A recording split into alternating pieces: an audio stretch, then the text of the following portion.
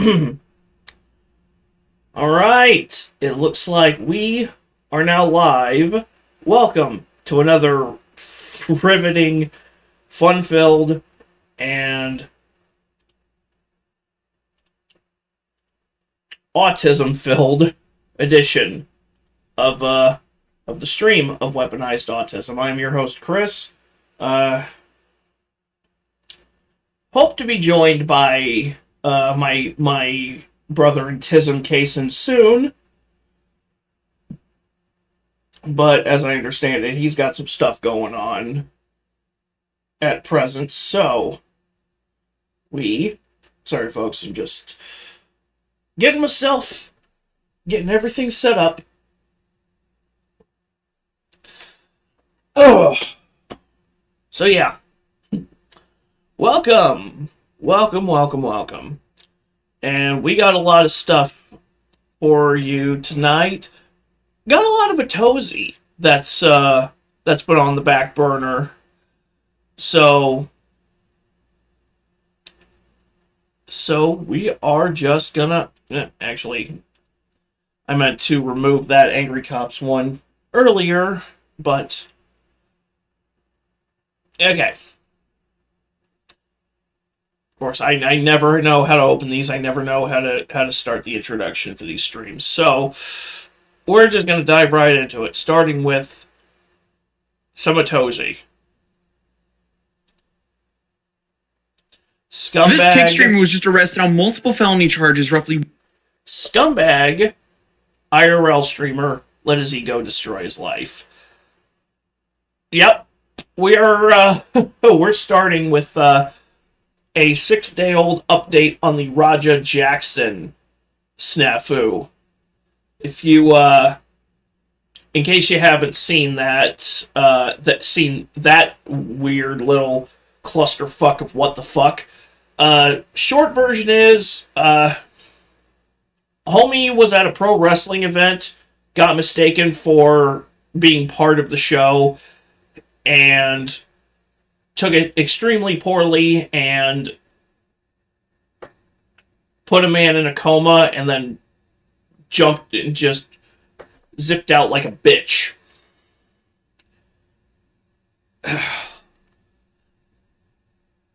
Why? Why are we so soft as a society now? This kick streamer was just arrested on multiple felony charges roughly 1 month after he live-streamed himself assaulting a professional wrestler so brutally that the person who called 911 reported it as an attempted homicide. And today we're talking about yet another... I mean, they aren't wrong. If you saw the uncensored video, close enough. Streamer who broadcasted something so vile that a permaban is honestly the least of their worries. This time, Raja Jackson's son of UFC fighter Rampage Jackson, who was just arrested on felony charges. And this all comes after he... By the way, the only thing I never watched Rampage Jackson fight. The only thing I know him from is the 2010 A-Team movie with Liam Neeson and Bradley Cooper.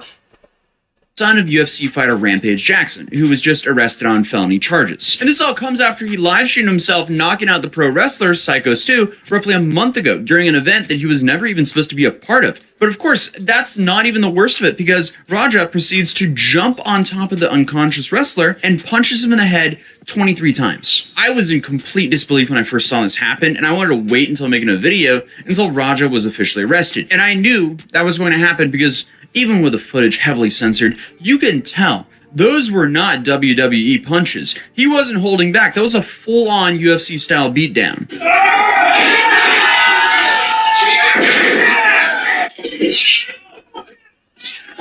Can I just point out that I hate how YouTube is so soft that we have to black out and blur out an act of violence? Not because I like seeing what happened, but because it's brutal honesty. And honestly, if you're worried about protecting the kids, YouTube, I'm going to tell you straight up, the kids are watching way worse shit than that. Seeing it, that's not even a UFC beatdown, that's just a street fight beatdown. The surprise attack reportedly left the victim, Psycho Stu, real name Stuart Smith, allegedly choking on his own blood and teeth. It's also reported that Stu was taken into the hospital with broken bones, missing teeth, brain swelling, and was later placed in a medically induced coma. What actually happened to Stu? How bad are his injuries? Broken facial bones is from what I'm hearing, missing teeth. Stu's pretty, I'll put it this way. What happened yesterday is he choked on his own blood. On his own teeth, I heard. Yeah, teeth and blood. And he lost all of his teeth? A lot of them. What condition is he in right now, do you know? From what I hear, he's having a hard time. He has no recollection of what He was happened. in a coma overnight, right? Mm-hmm. Yeah, he was induced. Medically induced. Had brain swelling as of last night. It's gone down since then, and reports as of late have said that he's up and alive, but just having trouble walking, maintaining his balance. They just took him off a breathing tube this morning. And when you look into Psycho Stu's background, the whole thing becomes even more heartbreaking because he's a retired military veteran who used wrestling as the way to cope with PTSD. Stu ended up joining Nox Pro, a pro wrestling academy based in Los Angeles, roughly 6 months after he left the military. And he's been vocal about how instrumental wrestling was in his transition back to a normal civilian lifestyle. Pro in 2009. I had just got out of the military 6 months earlier. I got out of the military. I joined Nox Pro, because I needed something to focus on. I needed something to help me adjust back into civilian life. A lot of veterans, it's hard for them to readjust into civilian life coming from the life of the military. I mean, just from watching that. He isn't lying. Coming from someone who has had members of the military in his family, it's a very steep uphill battle to reintegrate into society when you leave the military life and come into civilian life. I've actually, and this has nothing to do with anything, I just feel like throwing it in. If you've been reading my Wattpad novella Springfield Snatching, my protagonist Adam Riley is a U.S. military veteran and had trouble readjusting to it once his service ran up. And so what did he do?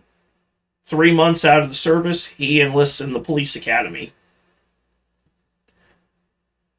Now, if there's any veterans who have some very real life stories of reintegrating into society, I would love to hear about them, because I do love hearing from you. Video, you can tell how much wrestling means for this guy.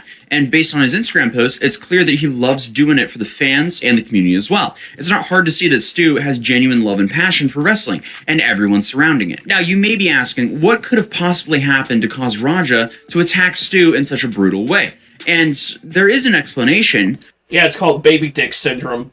But it does not justify the outcome whatsoever. So let's rewind back to August 23rd, when Raja streamed himself attending a wrestling event in support of his friend and sparring partner, AJ Manna. And I know, his outfit is hard to forget, but try your best to remember him, because he plays a big role in how this all went down. What's up, bro? Why you look like a... I'm just saying, bro. Like, why you wearing that, bro? You can't wear no long pants or something? So after meeting up, AJ leads Raja to a sort of backstage area to introduce him to the other wrestlers. And this is where he meets Psycho Stu for the first time. So there is a couple things that I do want to note before I continue. First one is that this meeting takes place basically right before the event. So everyone's already in costume and in character. Second, Raja's not only being followed by a cameraman, but also his cowboy buddy, who can't stop talking about him being Rampage Jackson's son. And thirdly, this is wrestling. The two main appeals are the storylines and the theatrics. So after seeing a camera and thinking it's part of the show, Stu got in Raja's face. When Raja asks where another fighter is, Stu replies in character with, "You don't need to worry about him, you need to worry about Psycho Stu." Where's the real McKill at? Where's he at? You don't need to worry about him.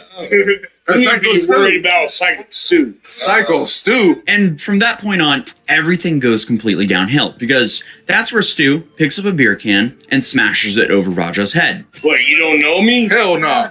Yeah. I think that's a little... And Raja later admits that it didn't even hurt. And I feel like it's important to note that he supposedly suffered a concussion while training, only days before the event, even addressing it at the beginning of his stream, mentioning that he had to cancel previous plans due to him throwing up because of it. How does my head feel? I'm still up. I'm not even gonna lie. That's part of the reason why I didn't stream earlier. I was supposed to stream going to balling with AJ, but my head was up. I was throwing up. It was not a fake can, bro. It was not a fake can. I'm telling you that right now. It didn't hurt. So that's why Raja was upset with Stu. But he got up in his fucking feelings because Psycho Stu thought they were cutting a promo. You know, I've used this clip before. I'm gonna use it again. What a bitch. It was a simple mistake. That's not a malicious act. And it's not worth assaulting a man and almost ending a man's life over. You baby back bitch. it still doesn't get close to justifying what he did later on. Because remember, he mentioned that it didn't even hurt. And the reason that is because, well, the can was a prop. In the industry, they call this a worked prop can. And any actual wrestler would realize that this is all theatrics and part of the fun. But Roger... Yeah, in pro wrestling, work, in wrestling parlance, when they say something is a work, that means it's staged. It's part of the show. If something is a shoot, that means it's real.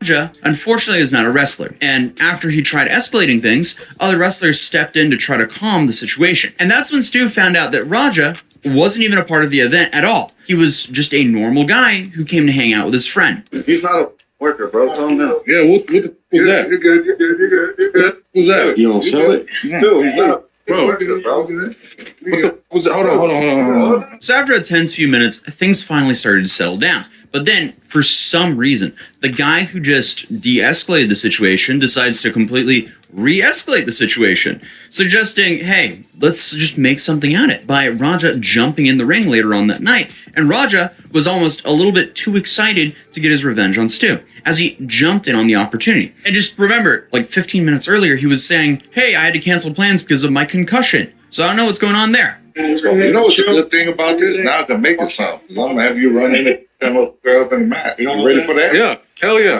Talk to the president. Yeah, if you can do that for me, I'll be cool. Yeah, I'm sorry, bro. Hey, it's going to all work out. Yeah, as long as I can do that. Yeah. Okay, I don't know about you, but it seems absolutely insane to even think about throwing in a random kid with zero experience into a ring to settle things with a guy he just tried beefing with.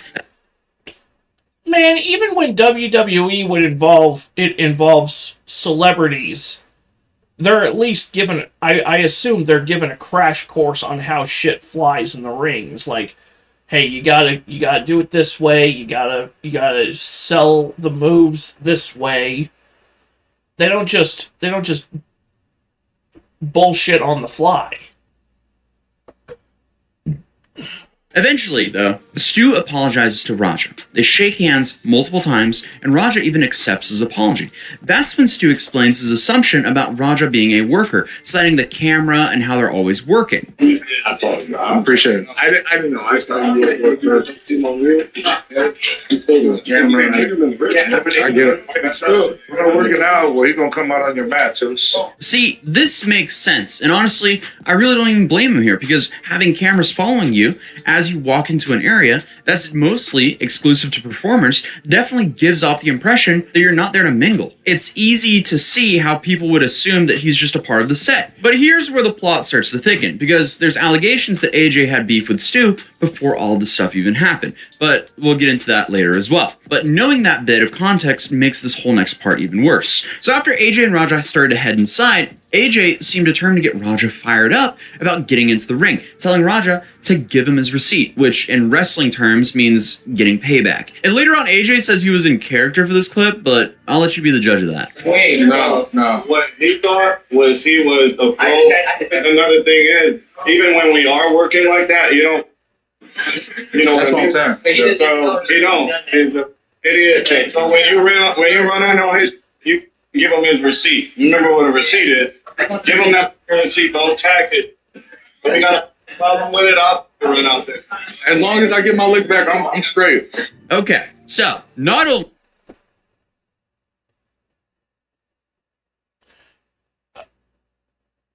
In the comments or in the chat below, what do you think is the over-under of AJ being in character? Because I think I'm at about a 60-40 split on him. 60% he's in character, 40% he's not in character. Only is he literally telling Raja to not hold back, but it also appears that Raja's only concern is getting his lick back. And considering the outcome, it's safe to say this clip did not age well for either of them. This is really bad. Also, that is very convincing roleplay by AJ there, if that's really in character. At this point, Raja's sitting ringside and he's getting angry about his second. His chat is grilling him about how he handled Psycho Stu, calling him a for not retaliating. Then to make matters even worse, his dad, who also streams on Kick by the way, caught wind of what happened, and that results in Rampage Jackson calling Raja live on stream and absolutely humiliating him. Essentially asking Raja if it's true he got jumped by dudes in booty shorts. That's right. Hey, yo. Because when I mentioned, Did you get jumped by a bunch of dudes in tights? You said what? Did you get jumped by a bunch of dudes in tights? No. I looked at your stream because my text was going crazy. Then I time I popped in your stream, you was hugging on the dude in some damn tights. Man, shut up. You should. I looked at the stream, nigga, you was hugging on some dudes, some booty shorts. I want the. I saw you hugging on your coach. Stop it. No, I don't got no fan. I got some eyeballs. And I guess that's the straw that broke the camel's back, because after being humiliated, not only by his stream, but also his father's much larger stream, that's when Raja started to look for any excuse to cause as much damage as possible. I'd have hung up on him mid-sentence. Be like, hey, it was a simple mistake. That is not worth getting roasted over. And frankly, I would have ignored the fucking chat. You know. Like an adult. At one point, saying that if someone gifted 50 subs, he'd knock Stu out. How many subs to knock him out? That's a good question. I don't know. I ain't really sub farming, but 50 subs, knock him out. Yeah, it can be 50 total. It don't have to be just 50 subs. It can be 50 total. That's what I meant. Dude, imagine risking a felony charge and your freedom for $175. Well, you might not actually have to imagine that, because a few hours before the event, Raja talked about his financial struggles on stream, saying that his dad is the one who's rich, not him. Hell no, I don't got no bread, bro. I don't got no bread. That's what I'm saying. That's why I be talking to y'all. I'm just like y'all. Like, my dad got bread. That's his bread. That's not mine. It's not my bread. He's rich. I'm not rich. And this part of the stream Sounds like a skill issue to me. is definitely the worst for him, because basically, for the next hour straight, he does nothing but incriminate himself. First, saying that he was given permission to hit Stu for real, which we later found out is absolutely not the case. Yeah, they allowed me to hit him for real. If he hits me back for real, I don't give up. I want him to. I'm dead serious, y'all. I'm really about to fuck him up. Yeah. Live streaming myself premeditating a violent assault that could potentially end a man's life is the smartest thing I've ever done.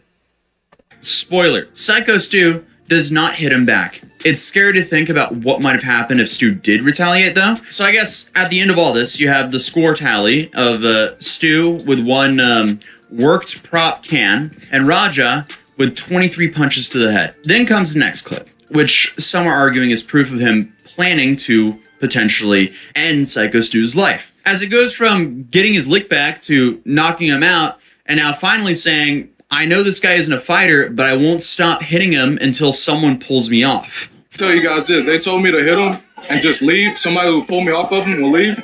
I'm telling you. I'm going to hit him as many times as I can. Watch. Okay.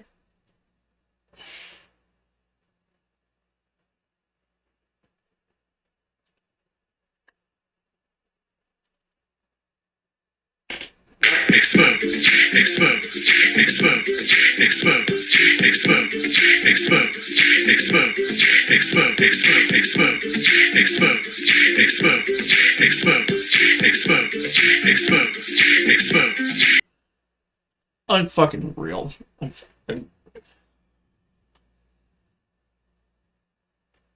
That's all I got is unfucking real. Okay. Any future claims of this being an accident or poor judgment are completely null and void after that comment. But when it finally came time for Sorry about that. I hit my, I was doing the whoosh, and I hit my keyboard. Raja to enter the ring, I don't think anyone could have anticipated what would have happened next, because after leaping into the ring and essentially grabbing Stu from behind, Raja lifts him up and body slams him, knocking him out cold instantly. Then, without wasting any time, he jumps on top of an already unconscious Stu and begins his assault. Now we've already seen this clip, but I don't need to remind you that these were not light punches. He absolutely had intentions of severely injuring this man. I mean, in a normal MMA fight, the expectation is as soon as someone's unconscious, the ref steps in, stops the fight. But for some reason here, this guy doesn't even attempt to stop Raj at any point. And yeah, he kept going. It wasn't until another wrestler, Doug Mallow, jumped into the ring to finally pry Raja off. But not before he landed 23 punches directly to his head. And what's even crazier to me,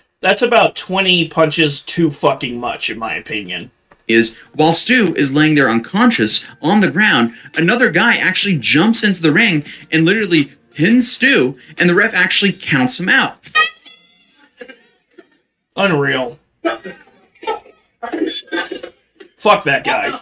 Straight up fuck. Okay, I know this is wrestling and the show must go on, but that is just absolutely insane to prioritize theatrics over helping a man that's laying there unconscious on his back and choking on his own blood. This is just disgusting. So it took 3 or 4 guys to finally restrain Raja enough to get him escorted out of the arena. Why they didn't immediately start whooping his ass once they realized what he was doing will forever remain a mystery to me. That's about when he starts yelling to his stream that he's not and that people always think he's playing, which is just another clip that can potentially be added to the mounting stack of evidence against him. Yes, you are a bitch. You are a whole bitch. You are the bitchiest bitch that's ever bitched. I'm tired of everybody playing with me. Think I'm always playing and call me just no, bruh. At the end of the day, I'm gonna stand up for myself because I'm tired of everybody playing with me, bruh. There's soft! S-A-W-F-T, soft! Nothing about the situation that looks good for Raja. And then you have the clip where Raja finally learns, after all this time, that Stu still hasn't woken up. And his response to hearing that Stu, quote-unquote, flatlined is, my bad. Hello? Shit pissed me off, though, Andre. So what? My bad. What do you mean, my bad? Like, you're bad. You beat a man into a fucking coma. He very could have easily died because of your actions.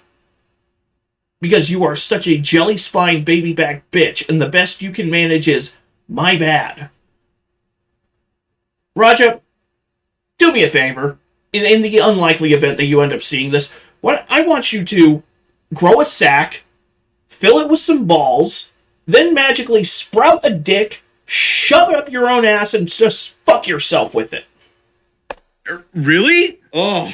It's unfortunate that some people are just straight up awful people. I'm just stuck on the whole my bad thing. Like, seriously, my bad? After hearing they couldn't wake up the guy that he just pummeled, not only on live stream, but in front of a live audience. Like, how are they still streaming at this point? Obviously, clips of the assault, they spread all across social media. And it wasn't long before everyone was talking about it, especially those in the fighting community like boxer Ryan Garcia, saying, this is probably the worst thing I've watched in a minute. Like, seriously, what was bro thinking? He wasn't. And remember, Rampage Jackson, his father, was also streaming, and here's his reaction to that clip of the assault. Let me see it. You broke his face? Is he gonna get banned for it? That's really bad? Is that Sneeko? Is that Dude.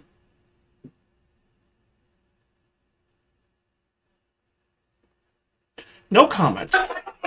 That's what Chan was saying. The Chan was bad. And while he initially looked shocked at the video, he later on went to say that Psycho Stu was stupid for hitting his son. This is what happened, Chad. He went to a pro wrestling event with his coach. The pro wrestling guy don't know my son, and he hit him over the head with like a can or beer can or a bottle or something. And my son didn't know it didn't know it was coming. And he hit my son over the head. I guess he thought my son was a pro wrestler or something. And then he asked my son, "You ain't gonna sell it?" So because they hit my son is stupid. In fact, the father didn't really seem surprised by Raja's reaction at all, because this incident researched. My guy. That's it. There is no.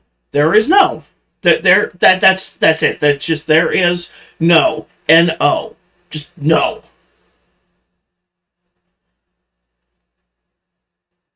yeah. If I would, because if that was me, if I did what he did and that word got back to my dad when he was still alive, my dad would have stomped my ass into the ground while talking shit to me. Specifically for that.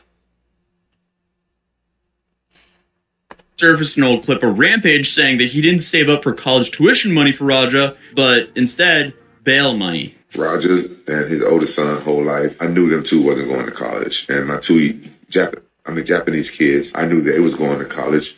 So I saved up college tuition for the two Japanese kids and bail money for Roger and his brother. So don't f with him. If you go to jail, I'm just going to bail him out. What a family. But it didn't take long for Rampage to backpedal. That shows you how highly he thinks of his own children. As he quickly follows up with a new statement where he also provides an update on Psycho Stu's condition, saying, I want to clear up the misinformation about my son Raja. I've confirmed that the wrestler Stuart Smith, aka Psycho Stu, is awake and stable. Raja was unexpectedly hit on the side of the head by him and was told that he could get his payback in the ring. It was bad judgment and a work that went wrong. Raja is not a pro wrestler and had no business involved in an event like this. I don't condone my son's actions at all. Bullshit. He suffered a concussion from sparring only days ago and had no business doing anything remotely close to physical contact. My main concern now is that Mr. Smith makes a speedy recovery. I apologize on his behalf and to Kick for the situation. And Nox Pro came out stating that it was supposed to be a planned and agreed upon wrestling spot, but what ended up happening was egregious and reprehensible. It's also worthwhile to note that Nox Pro has been removed from all WWE branding on their promo material, which is pretty big when you consider that Nox was started by WWE Hall of Famer Rikishi, which is famously known for having this guy Vince kiss his butt on live television. And like I said previously, this was being called out by pretty much everyone on the internet. I actually did not know that. I did not know this promo was started by a WWE icon. Damn, I used to watch Rikishi in the ring. And he's not, and Itozi's not lying. One of his signature moves was getting a guy in the turnbuckle because he would dress sumo. That was his whole gimmick, was he was a sumo wrestler. So he had the little loincloth thing that sumo wrestlers wear, and he would get a guy in the turnbuckle and then just back that ass up. That was one of his signature moves. I was not aware that this was a promo that he started. That's actually both cool and sad that they lost their sponsorship. Internet in the past few days. It even caught the attention of Mr. Beast, who donated $10,000 to a GoFundMe in support of Stu. But this also brought a whole nother issue to light for a lot of people, which is the culture surrounding streaming in general, with Ryan Garcia and retired UFC fighter Ben Askren saying, this needs to be a serious conversation about streaming culture. It's getting out of hand. People love watching dumb shit, so they battle to see who can do the most stupid shit. And thank God somebody finally fucking said it. Even though we've been saying it for years. It's like maybe that's why this stream is called the Tardacolypse, because it's like just a collective of retards trying to out-tard each other. Like, as if life is just one big live action jackass server. Except nobody has the charm and wit and charisma of Johnny Knoxville.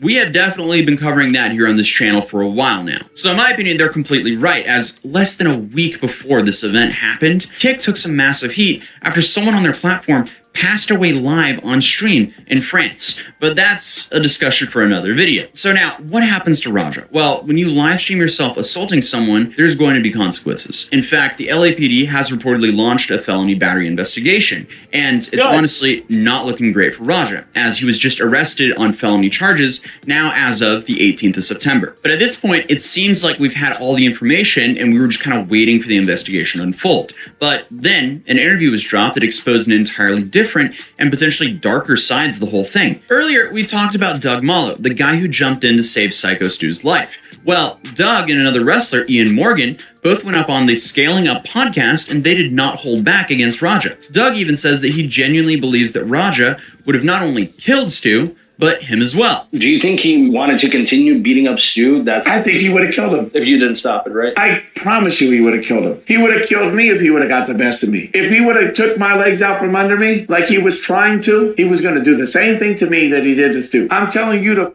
calm down. I'm not even fighting. I'm not even being hostile. And then you punch me in the eye after we're breaking it up, you loser. You want clout, so you beat up a guy that's half unconscious. You punch a guy that's trying to break up a fight, not even trying to fight you. I wasn't even trying to hurt you. The is wrong with you? So he recounted the horror of seeing What's wrong with him? Everything. Stu in the ring while women and children were crying in the crowd. He also brought some very cold claims, saying that AJ Mana, Raja's friend in the cowboy hat who incited the violence, actually had previous beef with Psycho Stu and brought a volatile Raja there on purpose, more specifically to do his dirty work. But the fact that they told you to watch out and, be ready, and the fact that this had nothing to do with any of the storylines kind of shows that this was premeditated, right? I think the premeditation part comes on the side of AJ Mana. You brought somebody that was volatile that you knew had issues. So real quick, that's the friend of Raja who brought him to the... That's the small calf, small chicken legs with the cowboy hat. Let me put it this way. I don't like Raja. I think Raja's a person for what he did. But I think AJ's a bigger person for gassing him up to be in that ring, to leading him to ruin his own life, to hurt somebody that AJ also has a problem with. He was basically trying to put the blood on someone else's hands. Exactly. And that's not even the craziest thing that's brought to light here. If that's even remotely true, and it kind of looks like it is,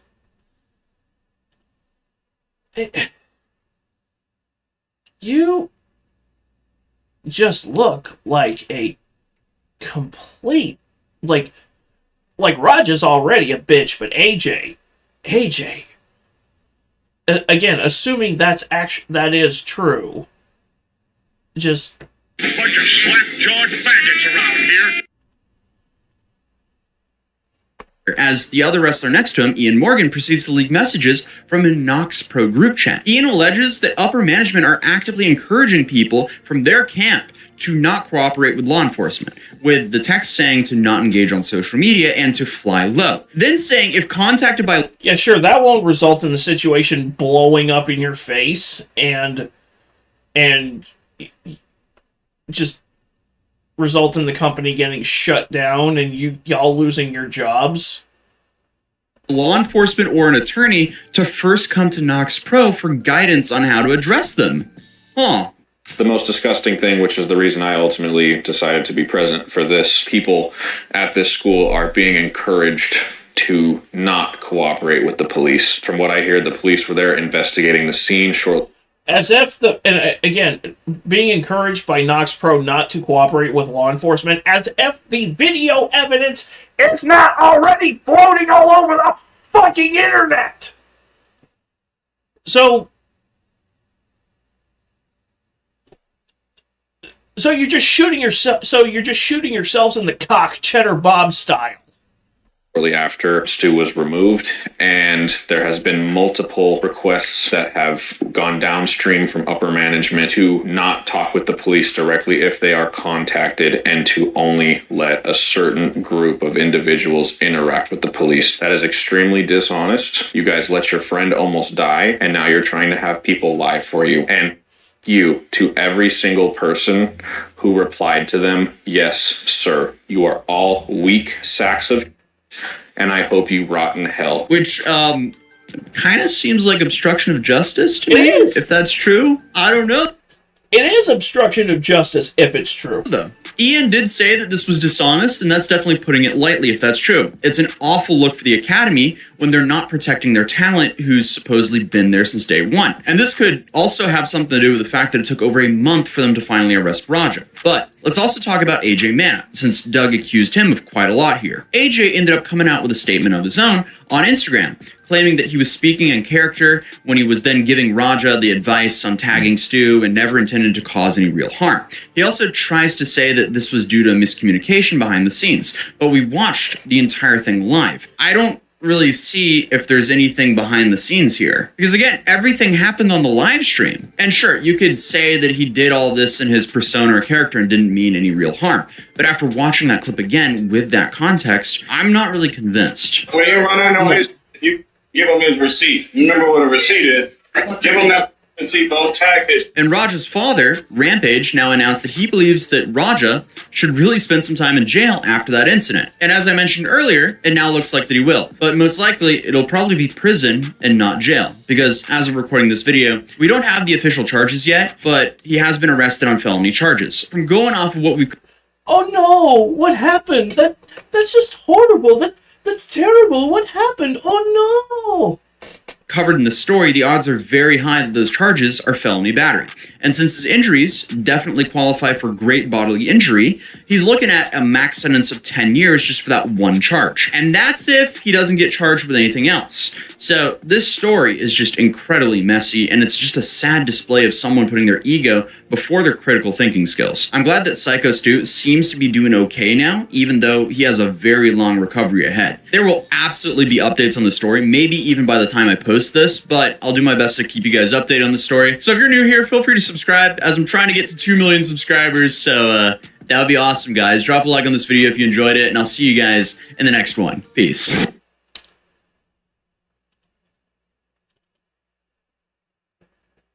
You know, moral of the story is it's easier to not be a dipshit, so don't do it. I could not have said it any better, Filthy Frank. So, this title, YouTuber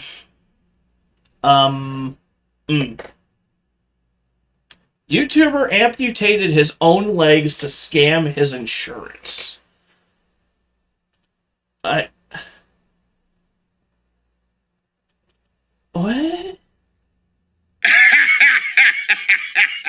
Oh, wait, you serious? Let me laugh even harder.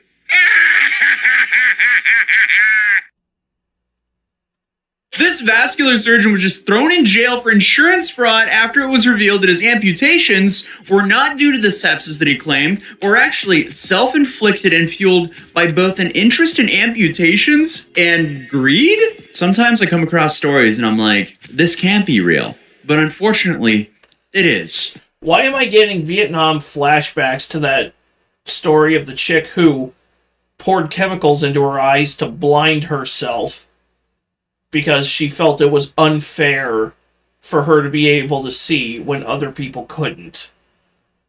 Except that person was just retarded. This person's retarded and greedy. Because this man made himself a double amputee, lied about it, then made nearly £500,000 Great British pounds in fraudulent insurance claims after. Because even though he told his provider that he had sepsis, it was later revealed that he had frozen his own legs with dry ice until they required amputation. What kind of sick freak do you have to be to do this? Okay, so him being a vascular surgeon means that he performed hundreds of amputations himself, and now some of his patients are seeking legal advice out of fear that their own surgeries might have not been needed. That is horrifying. That is one incredible can of worms they just opened by charging this guy, because I cannot even imagine being one of his patients. Losing your limb and then realizing, wait, this guy is just some sick freak who just really enjoys removing limbs. Oh boy, okay. So obviously, that's a valid fear. I mean, everybody's got a kink, I suppose. Who we're talking about here today, because the subject of today's video is Neil Hopper. He was found to have a, well, let's say fixation on DIY amputations. Again, how is this a real story? So who's Neil Hopper? Well, Neil Hopper is a 45-year-old vascular surgeon from Cornwall, England. And in 2019, he had both his legs amputated below the knee. My name's Neil Hopper. I'm a vascular surgeon who works in Truro. I've just been discharged from hospital and I was admitted unwell with sepsis of unknown cause. So I'm now a bilateral below knee amputee, which is quite ironic given my job.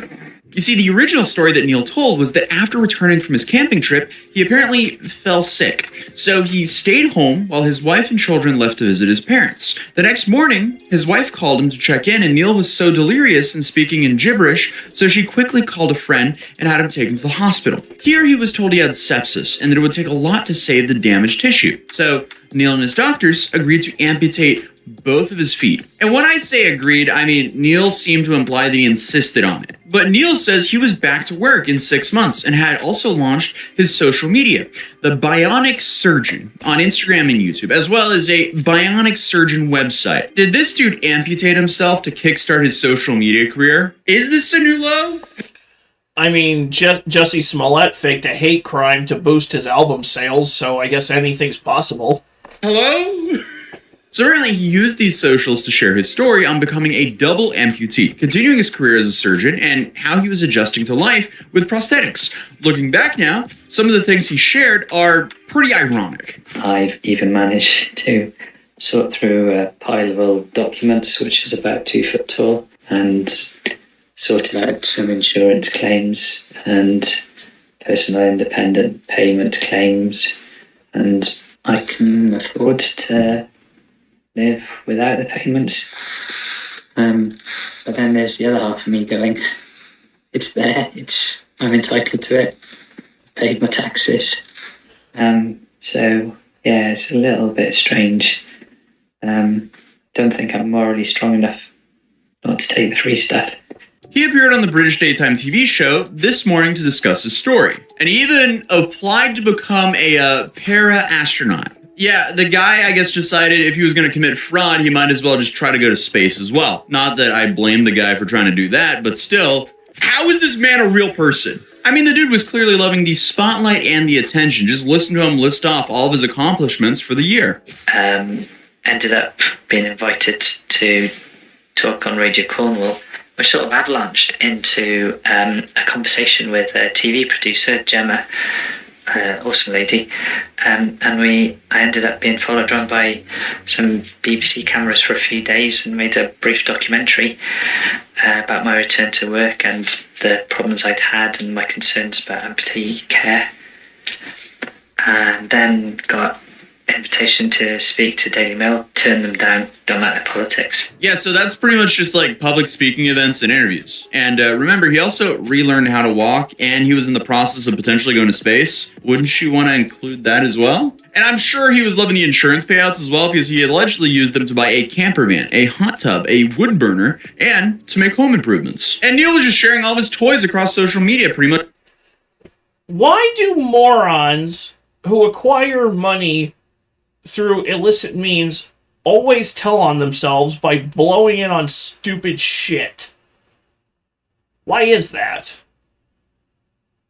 Legitimately, why is that? That's so fucking infuriating. Much shamelessly, and seemed to be genuinely happy and thriving on the outside. I'm more active than I've almost ever been. I've been out on a trike a lot. I'll put some videos of that up at some point. I do a lot of walking. I can walk 4 miles across country paths on my legs without much difficulty at all. On the inside, however, there was a dark secret that was about to come out. And this is where things go from crazy to batshit insane. Because in March of 2023, literally the same month that BBC published an article about his sepsis and life after losing his legs, he was arrested after being linked to the owner of, let's just call it an X-rated site. Oh boy. Now, I need to be very careful with how I word all of this if I don't want this video smited from the algorithm, but Neil was paying for videos from a website that specialized in removing men's parts. In another disturbing... What? What? What?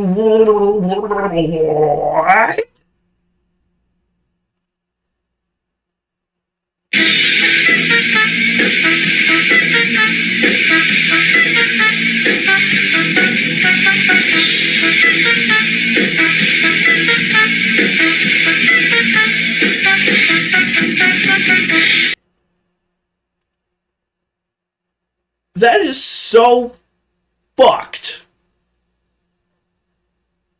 Being charged, investigators found that between 2018 and 2020, Hopper bought 3 videos from a now defunct website called The Eunuch Maker, an extreme body modification website which showcased disturbing mutilation live stream. Okay, yeah, what a fascinating use of free will. That is what a f***ed up use of free will. That is just awful. Yeah, sometimes we just have those videos where we just kind of hit new lows. This is just, You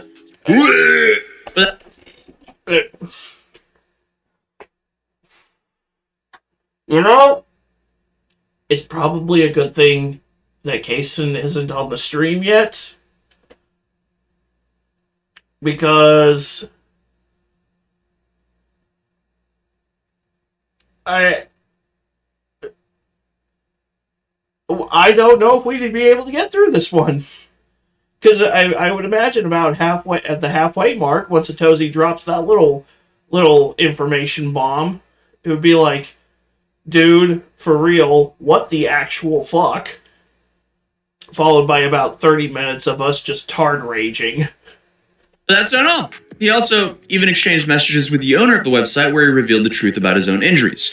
The damages that led to his double leg amputations that have been self-inflicted. Yeah, I guess he just left that part out when he was filing his insurance claims for £500,000. Yeah, I mean, you can't come back from messaging someone that it's going to be awesome when you become a double amputee and then it's been your dream for 20 years. I think that is the definition of you being quite messed up. And the investigation into the website had blown Neil's... I would have said retarded, but okay. Of you being quite messed up.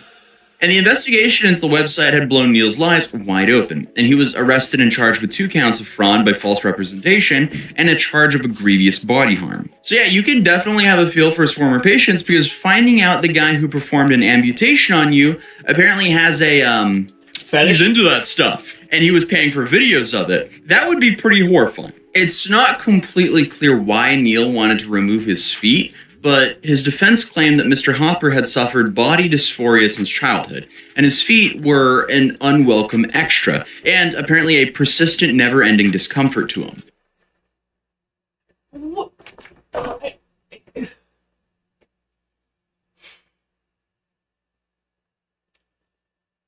These people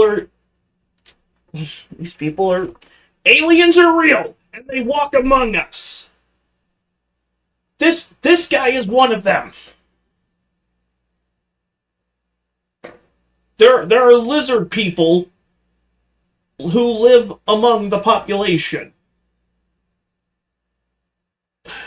Which is extremely rare, but not unheard of, because there was that story of the woman who blinded herself with drain cleaner because she claimed that she should have been born blind. Also, random interesting fact, but most people who struggle with wanting to remove a body part are middle-aged white men, and the most common thing they want to amputate is the left leg. You really learn something new every day. But I guess all this to say, that is so fucked up. I'm honestly impressed that's a thing. It's possible to just not want a certain part of your body. But you obviously can't just like hack off a limb at random, and you definitely can't then just claim it as sepsis for £500,000. Because that's a serious payday. So obviously he did some financial trickery to be able to get that payday on top of getting what he also wanted. And it really does not help when the evidence comes out of you telling your friend that you're going to milk this insurance payout. So at this point, it looked like Neil had nowhere left to hide and didn't enter any plea deals in court. According to the Times UK, Hopper didn't enter any pleas to the 3 charges lodged at him and reportedly shed a tear before being led to his cell by court officers. And the court also heard that Hopper did not regret his operations, but bitterly regrets the dishonesty about their cause. And then I guess most recently, on August 28th, he was finally thrown in jail for close to 32 months for his crimes. The judge in this case also made a harm prevention order for 10 years and set a timetable to recover some of the funds he acquired fraudulently. The court also heard that Hopper would lose his home, so even if you hear 3 years is light, he will be dealing with the repercussions of this for the rest of his life. Good. And then you can also factor in the part where he doesn't have legs anymore, so he'll also deal with that for the rest of his life on top of this. But apparently he wanted that, so whatever floats your boat, man. Honestly, this is just weird. This is definitely one of the more bizarre stories I've covered recently. I mean, at this point, I just hope all of his former patients get the peace of mind they deserve, even though that seems very difficult given how unsettling this guy ended up being. And while a spokesperson for the NHS put out a statement claiming there's been no evidence to suggest that any risk to any of his patients, I'd still kind of be worried. It just wouldn't sit right. So personally, I don't know if that would make me feel that much better. Because I mean, if there's a dude who's like really taking pleasure in removing your leg and it's like the most traumatizing experience of your life, yeah, I really feel for them. But I mean, hey, at least he didn't slander a YouTuber for being a deadbeat father like this woman did for clout. I don't know why she did it, and she kept doubling down on it, but it's an insane story I'd recommend checking out here. If you're new here, feel free to subscribe, drop a like on this video, and I'll see you guys tomorrow. Peace. Things have absolutely not got better for these... Okay. So I guess we're moving from one... No, I guess I literally assembled it this way. We are moving from one retard to another. We finally have I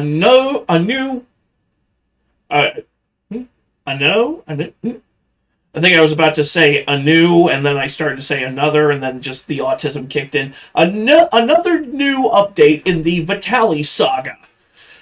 And, shit's fucked, yo. At least from the last few updates we've had about this absolute unit's journey into the world of Fafo. Things have absolutely not got better for the scumbag IRL streamer who decided it was a great idea to just go to the Philippines and harass a bunch of people, threaten to rob an old lady, and steal a security guard's motorcycle while live streaming it. And by the way, the Philippines, for any theft of automobiles, is an automatic 20-year sentence in prison. So this guy is clearly a gigabrain. And to think we, in America, used to hang people for stealing horses. He did all of this to rack up some viewers so he could cash in while doing a gambling live stream, which was later on in that same stream. I mean, overall, there's just so many layers of irony with this entire situation because anyone with half a brain would realize, hey, this is probably one of the dumbest things you could possibly do, but yet he was doing it anyway and welcoming the upcoming punishment because his chat was very forward about how bad of an idea this was. It's been very apparent to me that a lot of you guys wanted an update on the Vitali situation, and there is a little bit of an update because I have been in contact with an attorney. So roughly a month ago, we had a bunch of YouTubers and articles come out claiming that he's going home, and I couldn't find any confirmation of this. So back then, I didn't make a follow-up video because I just couldn't verify this was actually true. Instead, I decided to reach out to attorney Neil, who's a Filipino-based attorney who I actually interviewed on this channel previously. So as of now, Vitali is still sitting in a Filipino jail months after his arrest, even though, according to a report released a little bit over a month ago, almost all of his charges against Vitali have been dropped.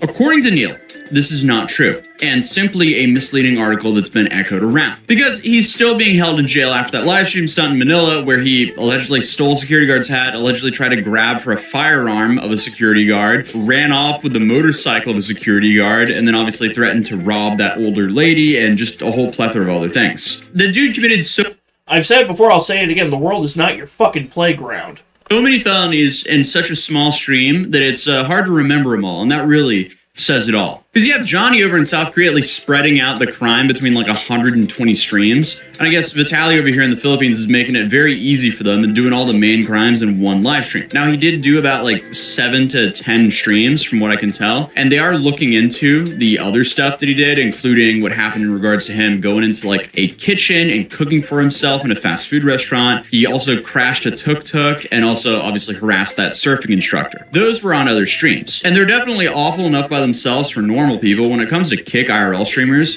that's not even wild anymore. What did make it viral was that stream in Manila, or more specifically... What a sad, sad day. Legit, what a sad day it is when you could say... When you can pretty much be like, yep, that's a kick stream, alright. Oh, hold up. Ladies and gentlemen, the second half of Weaponized Autism has entered! Sorry that took longer than expected, but I'm here. Oh, you're good, dude. We just got it. We're getting an update on Vitali's stay in the Philippines. Oh, brother. Let me guess. Yep. All right. Full screen. Turn my phone sideways. I'm locked in. Alrighty. Bonifacio Global City, where he took the security guard motorcycle, and so on and so on. We've already been through that list in this video, but if there's anything Vitaly knows how to do is broadcast his terrible decisions in real time. Excuse me, madam, I'm gonna rob you if you keep walking away. I want to give you money. No, okay, because you got a COVID mask, you liberal. Go get your vaccine. I was trying to give you money, but all right. My guy. People wearing surgical masks like that is actually fairly common because some people just have respiratory issues.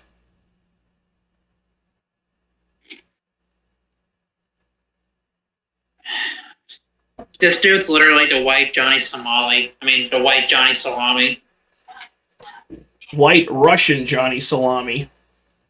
Yep. Yeah. A comrade he is not. A comrade. A comrade he is not. Please, I'm thick. Shut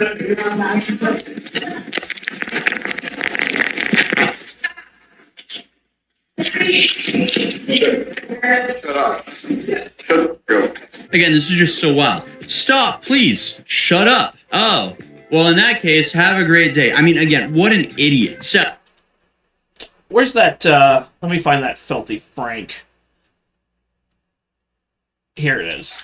This is not okay. This needs to stop now.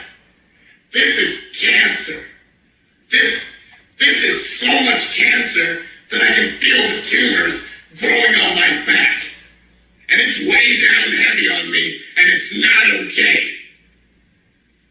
Can you help a nigga out and just stop this? Please?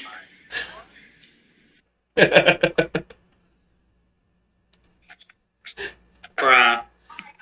Oh, we actually have a new Filthy Frank clip to add to the roster. Yep.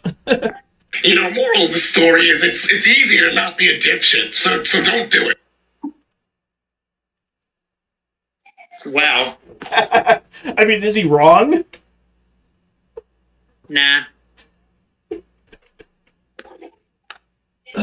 yeah, he was granted bail, but that lasted about 4 seconds because he was immediately rearrested again and just moved to an actual jail while he awaits his trial. He's also in this odd immigration mess because neither the USA or Russia wants to fight to get him back. And the reason I'm saying those two countries is those are the two countries he has citizenship in. And again, after looking at the situation again, what's wild to me is another creator, Eric, who runs the channel Unlock Philippines and Unlock Thailand. He saw my first video where I covered his first mall stunt and actually went and confronted him IRL. And Vitaly clearly didn't see anything wrong with his actions. So who is the creator, Chad? Not you. Who's the creator that talked about me? Tozy, but he's Tozy. What? He has 1,000 subscribers? No. He's got like 1 million or so. He's not. Wow. Bro, he's just. It's what people show him what's going on here in the Philippines. Okay. Right. So what? There's Facebook videos of me. There's Facebook videos. It's not videos. It was off your stream. But you watched the whole VOD. Yeah, Vitaly's whole argument here just completely falls apart because I watched the VOD, and the more of the VOD you watch, the worse it gets. And the whole reason I was the first one to cover this situation is I was watching and recording the live stream live because as soon as he went live with the title "Disturbing the Peace in the Philippines," a dozen kick clippers started DMing me saying, "You have to watch the stream. It's already bad." So I went, okay, might as well do it. And it's safe to say I was in shock. I was taken aback. I don't think anyone expected this dude to act this dumb. Not like he hasn't surprised us before, but still, I thought he would learn his lesson. But also, this... You know what's funny is I always talk about how these people with so many followers are people who I've never heard of until they do fuck shit. I never heard of Vitaly until that story came out about him assaulting a woman in Florida. And then I completely forgot he existed until this scenario popped off. And once he gets fully convicted, I'll probably forget he even exists again for the duration of his sentence. Probably.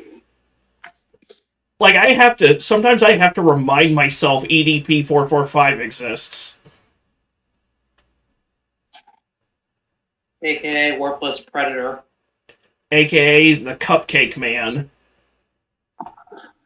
You know how some YouTubers they censor the word children in their videos? Yeah, which makes no sense. Well, sometimes internet anarchists censors it with an AI voice saying cupcakes. It's like, I don't know if he's trying to be funny or ironic. Yes. Okay. Quote was insane looking back. Okay, what are you gonna do about it? I'm not going to do nothing. So stop following The me. universe is going to do it. He doesn't have to do anything about it. You do it all to yourself, dipshit. Okay, good. That quote aged so well. Vitaly asked him, what is he going to do about it? And obviously, Eric is not going to hit the guy and end up in the same situation that Vitaly is currently in. So he just responded with, he's not going to do anything about it. The universe is. And Vitaly said, okay, good. And then literally was arrested the next day. Well, I guess the universe did something about it. GG. And as I hinted at earlier, Vitaly has been given way too many chances as well. Him of all people should know better now. He was jailed in Egypt, didn't learn his lesson. He had some serious charges in 2020 after being arrested in Miami for assaulting a woman who was jogging. TMZ published the photos and her face was not looking good after the altercation with Vitaly. Calling him a scumbag is an understatement after seeing what he did to her. But that case did end with a private settlement. And that clearly is no oopsie moment. That's just not good enough. He should have done he should have done hard time for it. Something that Johnny Salami is no doubt going to have to do here soon. Oh, he's... I think it's safe to say they're both cooked. Yeah, I'm just gonna borrow a quote from Dexter season 1 where it's like, "You fucked my sister, you fucked a cop's wife. Now you're just fucked, buddy." Nice. For context, Dopes, one of the Dopes, the surprise motherfucker guy. Okay. Yeah. Basically, a female cop. Basically a cop. A cop going after the cartel dies, and then his wife is a target. And turns out that she had filed for divorce while the cop was on duty, and the Dopes guy was sleeping with her, and that led to some issues in the department. But instead of hating him for sleeping with his dead sister, he instead uses Dopes as bait to draw out the cartel leader going after a cop, which basically got them dead to rights. Nice. Speaking of which, that's a game I hope comes to PS Classics. I need to play that at some point. Yeah, because it's on the Xbox One store. Well, I have a physical copy of the Xbox version, or I could just download the PS2 ROM. Isn't it like a Max Payne type game anyway? Yeah. Dude, remember we were talking about the Escape films, and there was a canceled Escape game with Kurt Russell coming back? Yeah, and the gameplay for part of the video looked like a modified version of Dead to Rights. Yeah, I remember that bit. A damn shame that never came out. Yeah.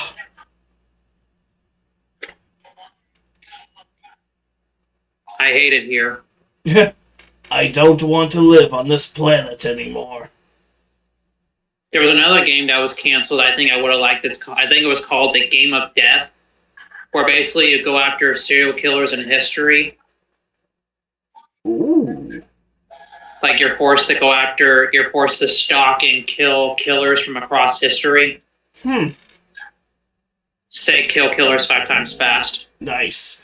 That's funny because when I think Game of Death, I don't think Game of Death. I think about the Bruce Lee movie that he died before he could finish, so he only shot about 30 minutes of film.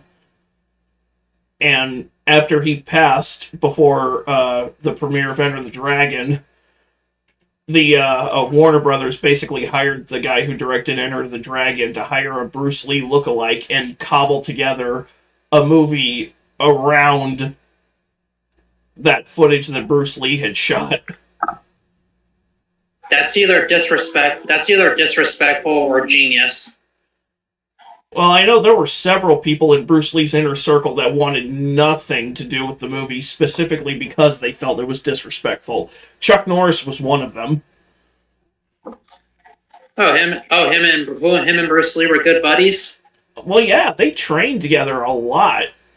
In fact, it was Bruce Lee. Bruce Lee specifically wanted Chuck Norris for the big bad guy, for him to fight in the Coliseum in Way of the Dragon. Chuck Norris didn't want to do it because he felt it would harm his image with kids, because he dedicated his entire career to being a positive role model for children. I mean, Walker Texas Ranger is one of my favorite shows of all time. Oh God, dude. I've got the complete series box set for Walker sitting right here next to my TV stand.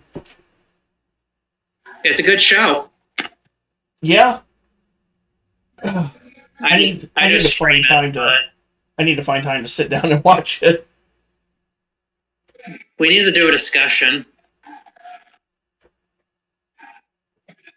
We should find a Chuck Norris movie for Bottom of the Bin, one of his lesser known movies.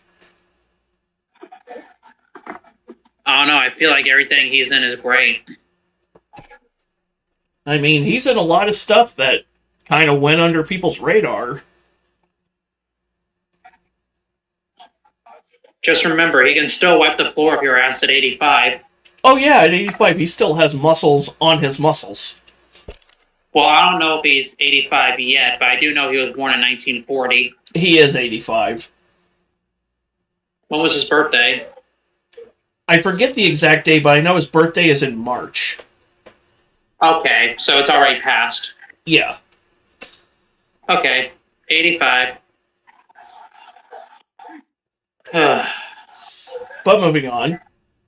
Let's move on. Disgusting and awful on his part. But he vanished from the internet, came back with this whole redemption arc, and he started doing these predator catching videos. But because of how he acted, his entire team left him and then pivoted into, I guess, just harassing people in the Philippines instead. But I digress. Okay, what's currently going on? He was arrested and initially faced 3 charges of unjust vexation, a vague legal term in the Philippines that basically means causing a public disturbance. Then you have the motorcycle theft, which is an automatic 20-year prison sentence in the Philippines, which he live streamed himself doing. And as of right now, he has not been charged with that. So, his life is essentially hinging on if the prosecutors show mercy and don't charge him for that. And again, his biggest problem is he live streamed himself doing it. So the proof is already out on the internet. Definitely not a good position to be in. But apparently Vitaly wrote to the Department of the Interior and What's up? Why am I having Vietnam flashbacks to that dipshit who filmed himself spraying bug killer all over vegetables and unmarked? Oh yeah, because that's what these people. That's the big thing, is these people just cannot help themselves. They have to film or stream themselves doing fuck shit for attention, because that's all they have in their lives. Yeah, we have a word for that. It's called retarded. Definitely not a good position to be in. But apparently Vitaly wrote to the Department of the Interior and Local Government Secretary Jean-Ric Remula, pleading for mercy due to mental health reasons. And Remula rejected the appeal and told the news outlet 24 Horas that acts that Vitaly committed do not deserve mercy. And honestly, it kind of makes sense that he responded like this, because this is how Vitaly was acting during the announcement of the charges in front of Remula.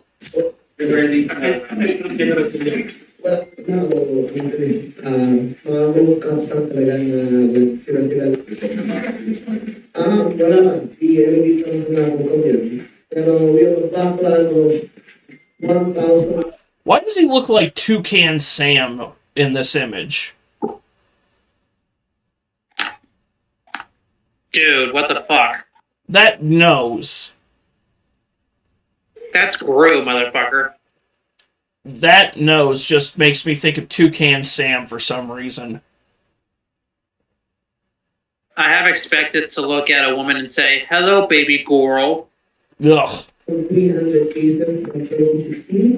It's hard to plead mercy when you're showing up that unserious. And what's sad about this is it took him to be jailed in the Philippines to finally respect the Philippines. But also, I mean, after being thrown in jail, I think it's safe to assume that anyone in the Filipino prison system would have mental health concerns. Looking at the conditions. Those are not conditions anyone wants to be in. And a TikToker named Dark Predictions actually claimed that Vitaly has been quietly trying to pay off witnesses and officials. No one's confirmed that. It's just one of the many rumors that are circling around the case. Meanwhile, his physical condition is not looking good at all. A recent photo shows him looking way skinnier, scruffier, and... Yeah, that's what happens when you're no longer mainlining steroids. Just Flappy McFlapperson. Just it's like when The Rock went off of TRT, and then and then we see that image of him looking like Steve Urkel's dad at the premiere for Smashing Machine. That's why I don't fuck with steroids, man. Dude just shriveled up like a raisin. Or a flesh torpedo after finding out the girl he went home with has a dick. That's nasty. I'm not transphobic, but that would I'm not transphobic, but that would honestly be a turnoff for me if I found out that if it was a chick with a dick. Oh, great! Now I'm thinking of that Larry the Cable Guy bit. And he goes, "I met this one girl, looked like Michelle Pfeiffer, only a little shorter, and her face was different. I was drunk and looked like Michelle Pfeiffer. Next morning, Barney Fife laying in the bed right there." Like I said, I don't have an issue with that stuff, but just be open about that when you take some guy home. Yeah. Just not like the dude who used to run around shirtless in Miami for clout. This same TikToker, Dark Predictions, also tried to visit Vitaly, claiming that he couldn't get past the facility rules because apparently only family or lawyers can see detainees. But he did bring him 2 chicken burgers. Okay, so I'm just here with some food for Vitaly. I got him 2 chicken burgers, chicken burgers. And I put a note in there giving him my advice and Dark Predictions, how he can get himself out of it. And that's all we can do for now. Apparently, it's really difficult to actually go in there without being a family or a lawyer. We contacted the lawyers, we contacted some judges. I did all I could. I did everything I could. Apparently, the only thing I can do now is bring him some food and bring him that note. And this got him a bunch of backlash online, with people accusing him of supporting a scumbag. And this led him to make a fallout. And the guards at that prison just ate those chicken burgers right in front of Vitaly. There is no fucking way they ever made it into Vitaly's cell. That's like how in Texas, death row inmates can only have the standard prison food as their last meal. Oof. All because some dickhead years ago ordered a bunch of things and didn't eat it all. Actually didn't eat any of it. It's like, way to ruin it for everybody else, dickhead. Yeah. Like, the cooks cooked all of it for him, and he said, "No way, I'm not eating all that." And he was executed while hungry. Fuck around, find out. Oh well. Video where he clarified that he didn't condone what Vitaly did, but felt like 24 years was excessive and wanted to show some compassion. Which, I mean, is fair. I don't think any Westerners think he deserves 24 years for what he did there, but it doesn't really matter what people think. His problem is he did this. And the Philippines, they don't play by Western rules. If you F around there, you will definitely find out. I was just doing the best of what I had. I couldn't do the interview that I wanted to do, but I could bring him food. So why would I just say, oh, well, I can bring him food, I can't see him, but no, I should just leave him, So I decided to bring him some food. But obviously, Vitaly has been known for having an unapologetic attitude, and in his own words, has bragged about going to jail for views. And I came out of jail, every video was hitting 1 million views. Whoa. out of every negative situation and positive. So if I go to jail tonight or today or for how many days, because I'm ready, because my ass tight for a while now. So yeah, I mean, if that's your strategy, don't be surprised if jail time isn't. There are substantially easier ways to get fucked.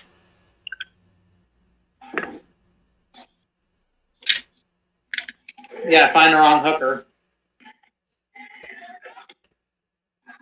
Or just find a pride parade. Hey Google, where's the nearest pride parade? Yeah, when I was hanging out with my friend John, I showed him the AIDS video. Oh god. He lost his shit. That's one of my favorite riffings that I've done so far. I neglected to show him the camel story. Next time. I do know I gotta show my dad the camel story because my dad's a Marine and I think he would love that story. Yeah, that was one that my dad told me years and years and years ago, and it's kind of stuck with me. So I was like, you know what, I gotta share that with YouTube. I was surprised to see you upload a short. Yeah, I want to get better about uploading shorts to my channel.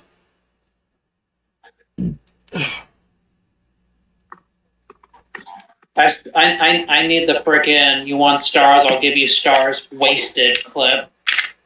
You know what I plan on doing is when I finish editing a playthrough, I might start using it to like promote it for like tomorrow at such and such time. Silent Hill. Yeah, kind of like James A. Genesis on the next kill count. Yeah, today's kill count was The Mummy from 1999. Nice. Still better than the 2017 film. I still haven't seen the 2017 movie. Unfortunately, I have. I'm sure I've seen worse. I actually went to see it with Lily and her sister a couple months before we got together. And not even Tom Cruise could save that movie. Not even Tom Cruise could save that movie. And that's coming from someone who's a big fan of Tom Cruise. Oh, yeah. I've loved Tom Cruise since I first saw him in Top Gun, Sue Me. When I was a kid. Hey, my introduction to Tom Cruise was Mission Impossible, so... Yeah. Mine was a little early. My movie was a little bit earlier. Because didn't Mission Impossible films start in like the late like the mid to late 90s? 96. Okay, so almost 30 years. So about 10 years after Top Gun. Noted. There's also Risky Business. I've only seen the opening of the first 20 or 30 minutes of Risky Business. I've only seen the one where Tom Cruise is dancing in his shirt and underwear. That's kind of where I started watching it. I got to that point, and then I had to leave the house for something else, and I just never finished it. Womp womp. One of these days. I still think that next time we have a bottom of the bin, we should screen share and watching it, and we should riff on it. Not like on stream because that might get us a bunch of copyright shit. Yeah, like unless we do like a watch party on Twitch, which I'm not going to Twitch because fuck Twitch. Yeah, they allow some creepy, fucked up individuals on there. Just for the fact that Destiny and Hassan Piker are still on that site, despite openly calling for violence against people whose only crime is harboring political opinions that are right of Mao. Yeah. So fuck Twitch. Yeah, I haven't used Twitch in probably a year now. I refuse. I don't remember the last time I logged on to Twitch. I know it's been several years, and that's a streak that I intend to maintain until they either unfuck themselves or until they shut down completely. Yeah, you know about that Twitch streamer who was supposedly wheelchair bound but accidentally streamed himself standing up? I remember that. I remember that. I remember Alpha Omega Sin blasting that guy. I saw it on a Sunny B2 video.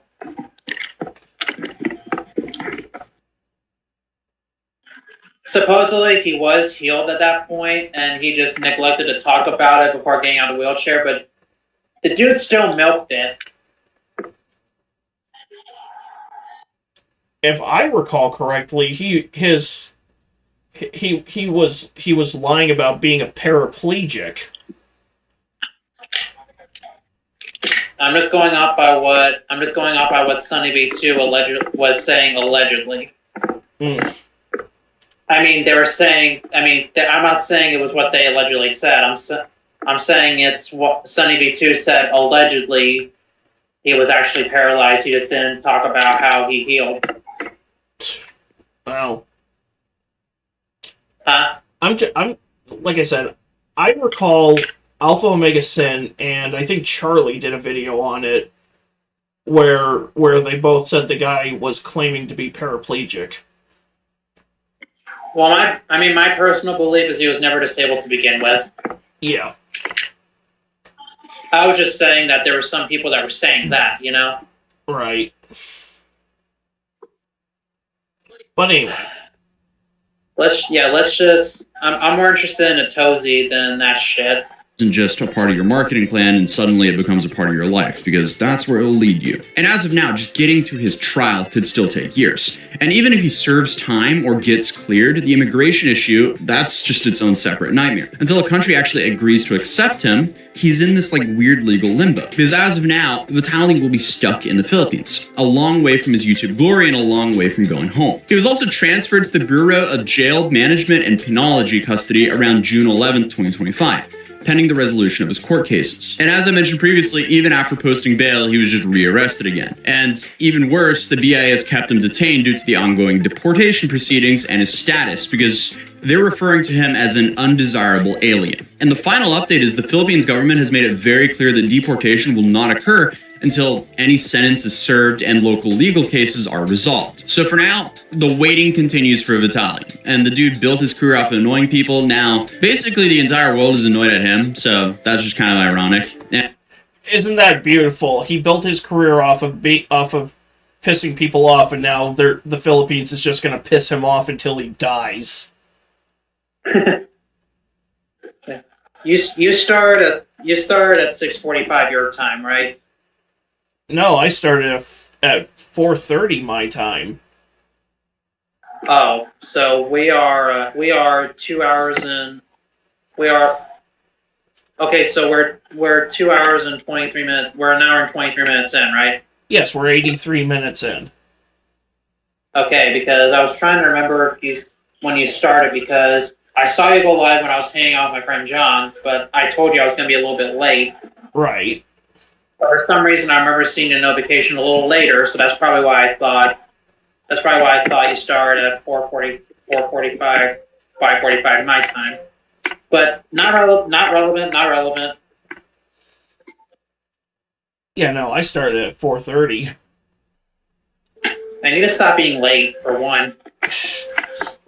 And the guy is essentially just a walking case study of how clout chasing can turn into a prison sentence. And now I guess he's just finding out if you burn enough bridges, you might literally get stuck on an island. So a lot of you guys wanted an update. That's it for now. I'll be making another update as soon as more stuff drops. But other than that, YouTube thinks you'll enjoy this video, and I'll see you guys in the next one. Peace.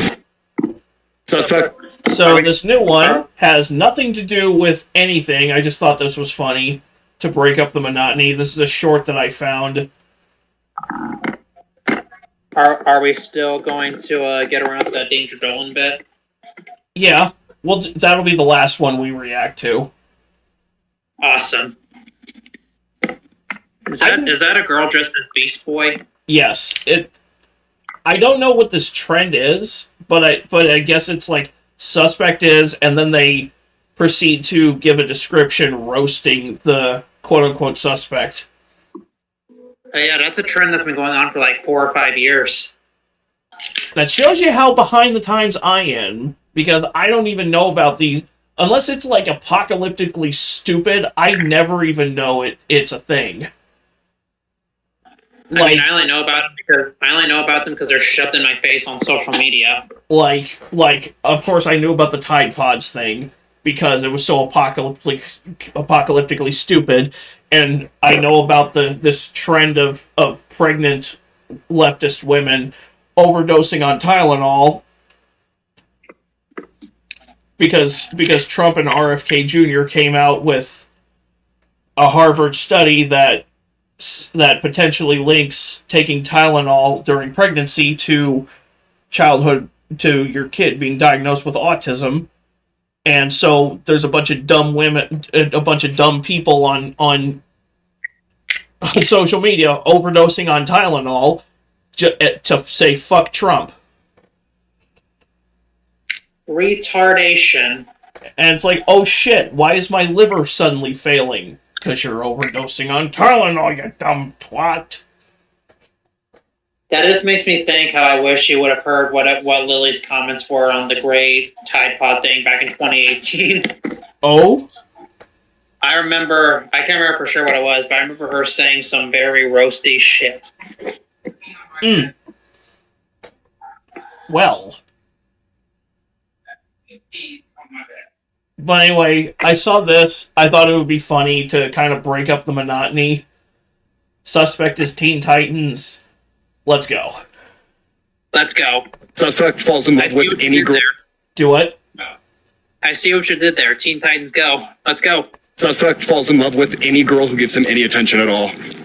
Suspect can literally turn into a puppy and still gets no business.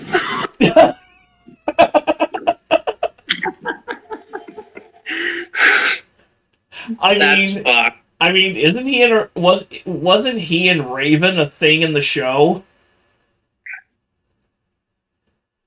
I was gonna say, I thought he got pussy. Yeah, I'm pretty sure Beast Boy and Raven were a thing. Suspect is a dark Hot Topic version of her sister. Oh. I have my own personality. What do you gotta say for yourself? I'm my own person. Oh, I mean, they aren't wrong. That pretty much is Blackfire. Isn't that her name? I always forget. I'm in there. I don't want him back in my room. What was that?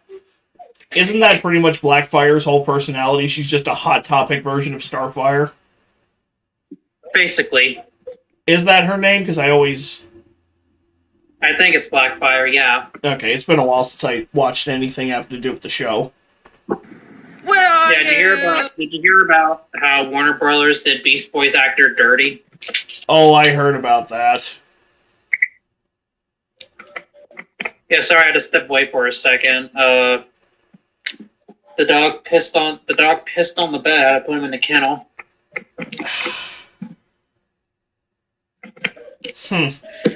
Welcome to parenting a pitbull, everybody.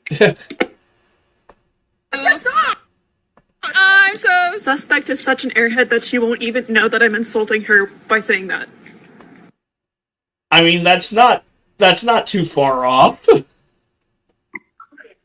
As much as I love Starfire,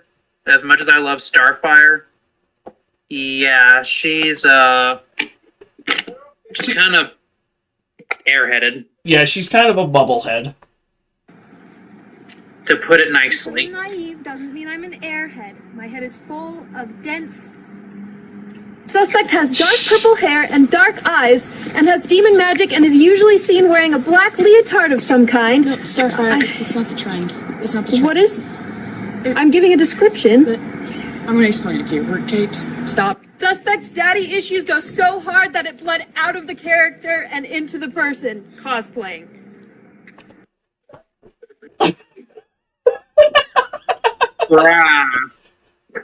Starfire not getting it the first time and then going overboard the second time is pure Starfire. I think even she gets it. I gotta hear it again. I gotta hear it again. I'm gonna explain it to you. Okay, just stop. Suspect's daddy issues go so hard that it bled out of the character and into the person cosplaying. I've got nothing. That was good. That was really good. You're so right. It was your husband's idea.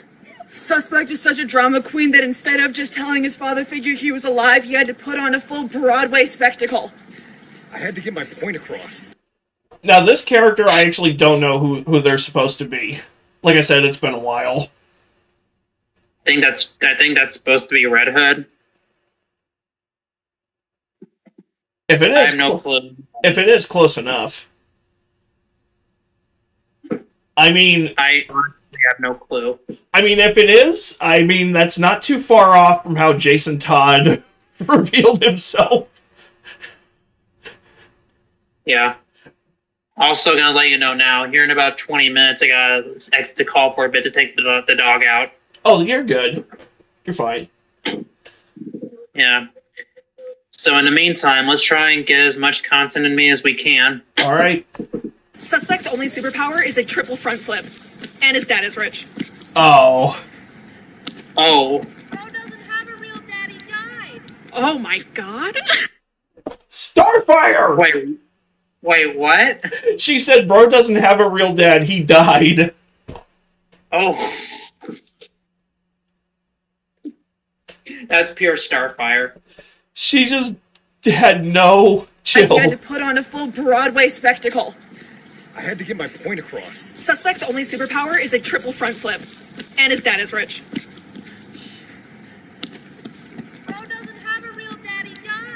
Oh my god. Starfire! I've talked about clones for years. Alright, so now... Oh my god. If you have not seen this thing... Because now we're jumping into August the Duck. August has talked about this person a few times. This person thinks we live in a simulation. Oh great, a female Andrew Tate. I mean, Andrew Tate just pretends to say we're in a simulation to scam a bunch of retarded 12-year-olds. To put it mildly. I think this chick just needs to go outside, touch some grass, and maybe even get some dick. What's that JD Delay says? Touch some grass, eat some ass, and get a life. As I mentioned, she needs dick to calm down.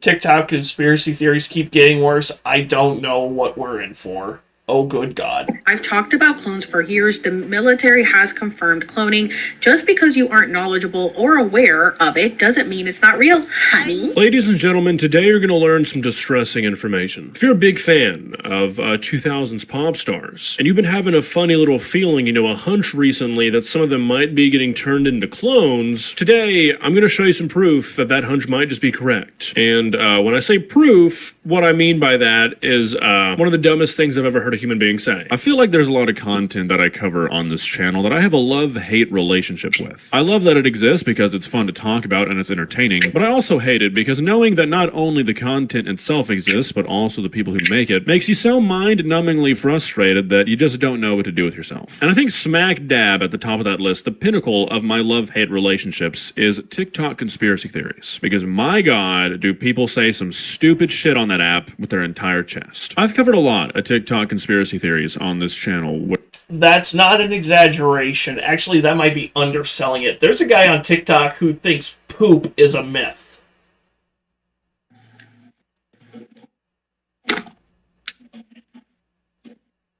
I'm sorry, what? We're sorry, the operator of this man's brain is currently out to lunch. What? I wish I was joking. That is a thing. Say that one more time. There's a guy on TikTok who thinks poop is a myth. Who thinks poop is a myth? Yes. He thinks shit is not real.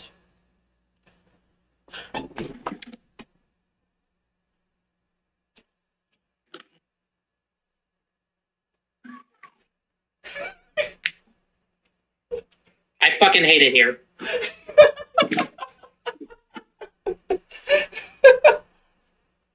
Cason's brain just shut down trying to process the stupidity of that statement. But unfortunately, yeah, there is somebody who thinks poo is fake. Joke's on you, my brain shuts down at least 5 or 6 times a day. Anyways. Autism. Ugh. Anyway, let's go. Where when somebody explains their reasoning for believing them, you just want to sit them down and ask them, where did it all go wrong for you? What should I avoid to prevent ending up as stupid as you are one day? Now, that might sound kind of harsh, but I mean, we've talked about people who don't believe in the sun on this channel. They think dinosaurs never existed. They think that the entire universe is controlled by mantis people. We've seen some pretty silly stuff, but I think the ones that bother me the most are the theories that have the most bare bones, straightforward, in-your-face explanation of all time that people just choose to ignore for some reason, and instead run with some crazy shit like, I don't know, Jessica Simpson is a government clone. That's right, boys and girls, we are once again visiting our old friend Alex Serves Tea, and her most recent theory that she has, quote, proof for that human clones exist and they walk amongst us. This is one of those things where all we can really do is just sit back and enjoy the ride, because anybody this deep into La La Land is just a little beyond help, I think. What's not beyond help, however, is you getting your hands on a limited edition August the Duck buildable figure. The pre-order window is closing in 9 days, and once those 9 days are up, they are gone for good. So if you want one, time is ticking, alright? With that being said, however, let's not waste any more time. Let's learn about these clones, baby. Please subscribe. You cannot tell me we did not take a time machine back 25 years ago. Because you're going to tell me, actually, this isn't just a whole new dimension, because Jessica Simpson never looked like this.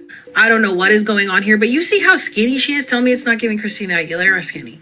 Tell me it's not giving Paris Hilton skinny. Tell me it's not giving clone AI, literally made in a machine in a lab skinny.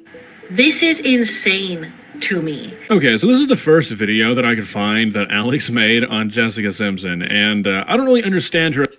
I would love to see her perspective on Ariana Grande's unnatural thinness.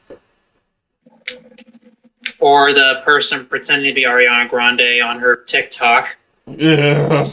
Obsession with this woman, but she has one. This might sound kind of harsh, and I don't really mean for it to sound that way, but I think it's a fair thing to say. These videos, and just saying and believing shit like this in general, you know, anybody who would say this, not just Alex, it makes me think you're a dumbass. Jessica Simpson is a 45-year-old famous woman who got famous when she was 19. That is like the prime candidate for a person in Hollywood who's going to get pressured to get a lot of work done to look like their 19-year-old self forever, or at least for social media. It has been documented, especially with like the Kardashians, that a lot of women will get work done, usually pressured into doing it, to make themselves very easily editable for Instagram photos. That's all this is. This is Facetune and Photoshop and airbrushing. You've got to be kind of stupid to not know that and to think it's a fucking clone. Like, seriously, there's something wrong with you if that's your first instinct. The fact that these women are coming out of the fucking workshop looking like this, and y'all still think it's just Ozempic, it's just the fillers, it's just the cosmetic surgery.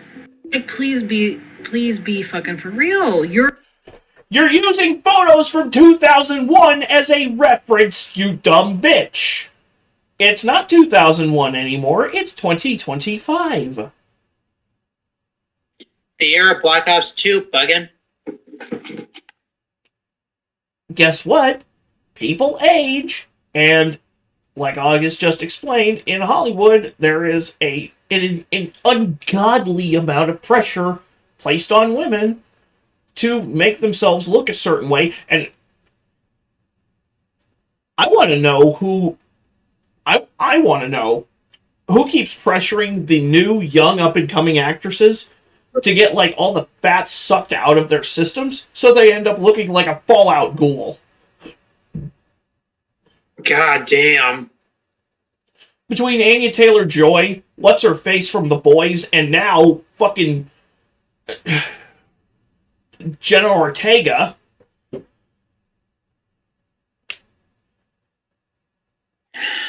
I got nothing.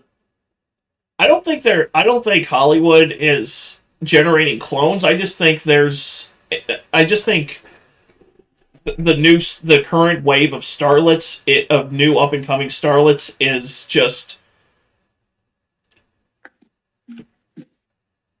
just being pressured. Is just being pressured by people who are dangerously allergic to natural beauty. We live in a sad world, my friend. We live in a sad fucking world. Because, natural beauty is apparently an immortal sin now. Or is a mortal sin. You're gonna tell me that this person, look at, even in her prime, she was like, this is in 2001, okay? So I don't know how old she was in 2001.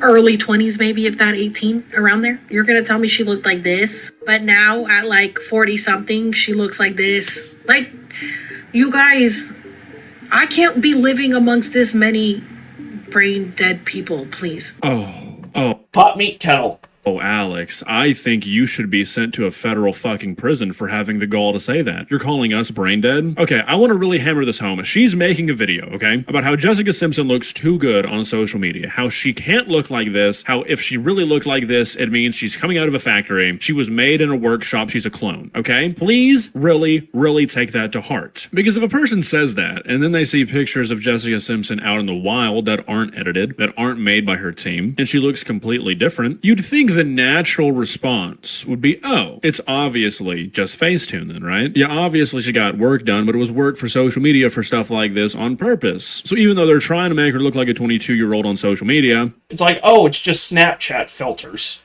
It's obvious that it's just social media magic. This is what she looks like in real life, because it just doesn't translate to a camera out in the wild, right? Yeah, that's what you'd think. You guys, we need to talk about Jessica Simpson. Or like this Temu version of Jessica Simpson. Who is this? Why does she look different every time we see her now? It's giving duplicates. Plastic surgery and Photoshop. Giving replicated. It's giving a multiple, like Mickey 17. So all of these pictures are around the same date. So this is her performing at South by Southwest, which is looking more like the original Jessica. A little bit of a fluffier face. She's looking like she got some work done, but not as the bad work that she had done before. This is how we had seen her previously. You see how her eyes are like sunken in. What is that highlight? This contour, her lip looks absolutely nothing like Jessica Simpson. Here's the original. Here's the original at her prime. She aged. There are certain things about aging that makeup, even plastic surgery, cannot hide. Lady? And if you close your eyes, does it almost feel like you're not retarded at all? And if you close your eyes... Oh.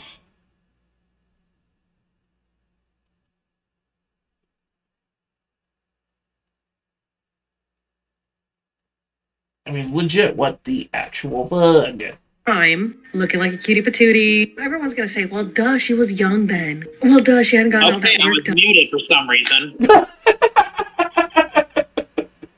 I said I'm gonna need that soundbite of the Pompeii parody.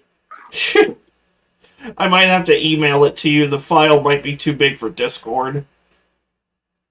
We'll see. We'll see. Done yet. Right, this is what she's supposed.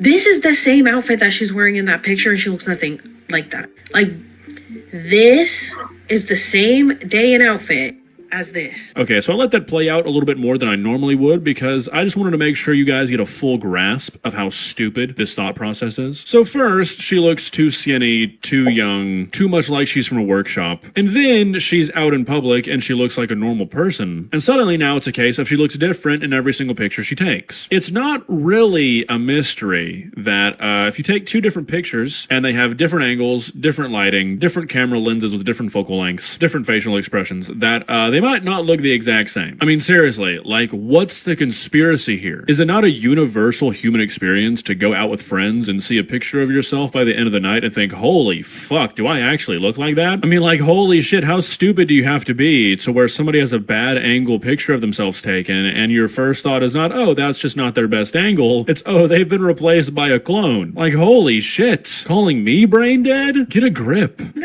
What do you suppose is the over-under of this chick having a useless college degree with no real-world applications for it?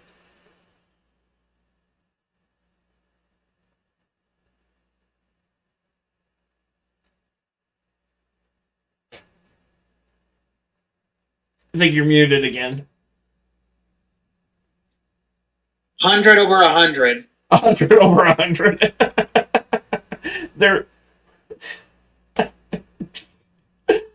I mean, yeah, you may be right about that. The thing I noticed is how she makes out with the microphone. Why is she trying to suck up the top of that microphone? Have you never watched somebody perform live? Their mouth is usually right up on the mic. Basically. Like, watch any live show of Metallica. James Hetfield is practically making out with the mic half the time. Especially at the end of Nothing Else Matters. Mm-hmm. And Enter Sandman. Enter Sandman, Nothing Else Matters. Any song that requires him to go really fast and hard, like Ride the Lightning or Fuel or like the latter end of One. Literally. Give me fuel, give me fire, give me that which I desire. Let's not forget Dave Grohl at the beginning, the best of it. Yeah. Yeah, the beginning of the music video, he's practically making out the goddamn mic. Literally everybody in the comments was saying, can you back off the microphone? I'm sorry, but that was not Jessica Simpson singing. Let's look at Jessica Simpson when she used to sing, at her prime. Again, now you guys are going to say, oh, she's been through a lot. She was an alcoholic. Sure.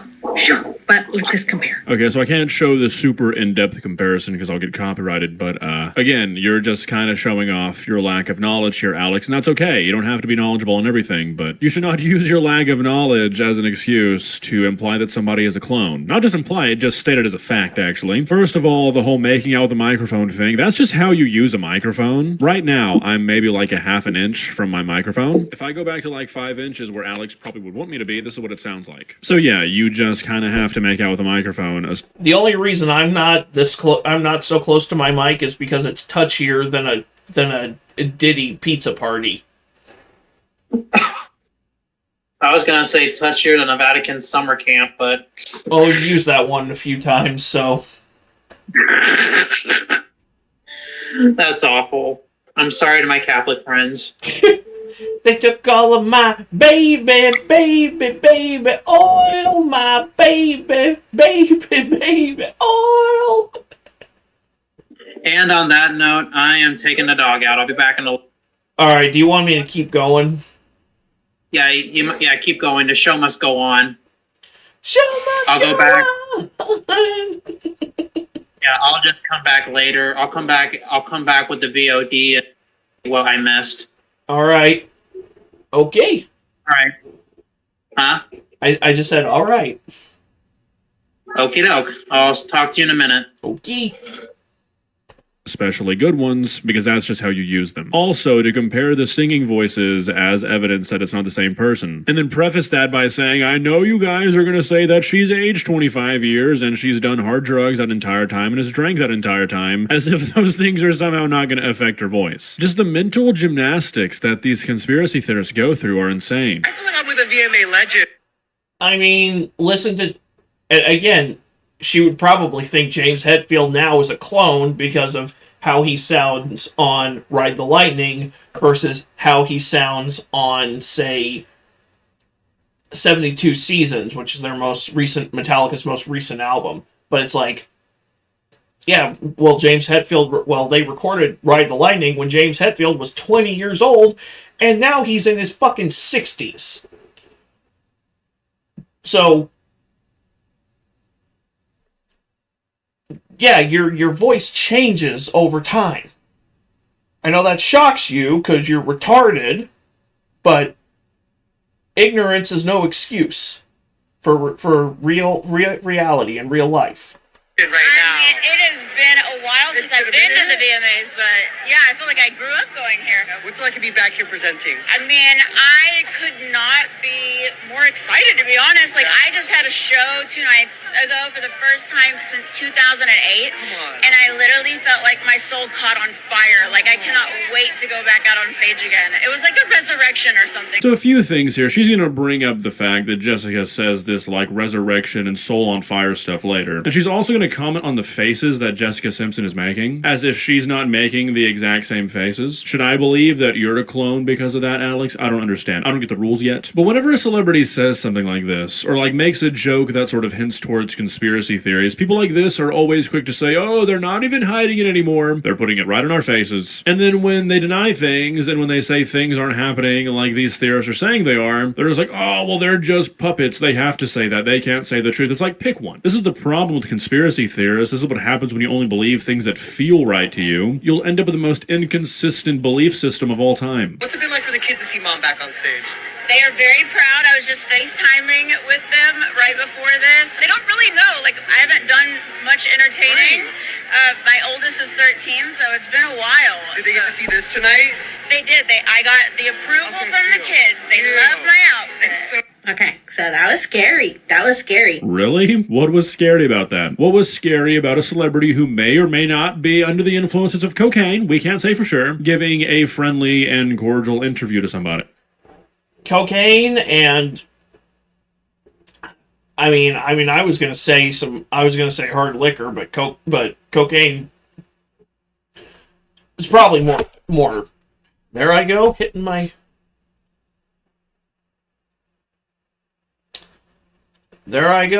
keyboard again.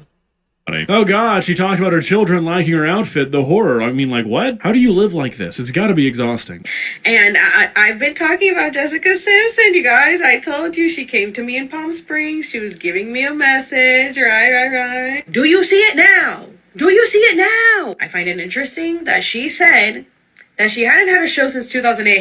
Hey babe, so like you've actually been performing all over the place. You actually even peed yourself on stage. So I don't know what version of Jessica Simpson this one is. Okay, so again, this is just one of those things where I think these conspiracy theorists, they just choose what they want to hear, what they want to believe, and the rest is just noise. Obviously, clearly, when she said she hasn't performed since 2008, she meant like on a big stage at a major show. And she hasn't. That's another thing I kind of wanted to touch on. Like, no hate to Jessica Simpson, far more successful than I am, but in 2025, she's kind of irrelevant. When's the last time you heard about fucking Jessica Simpson? Why is she being...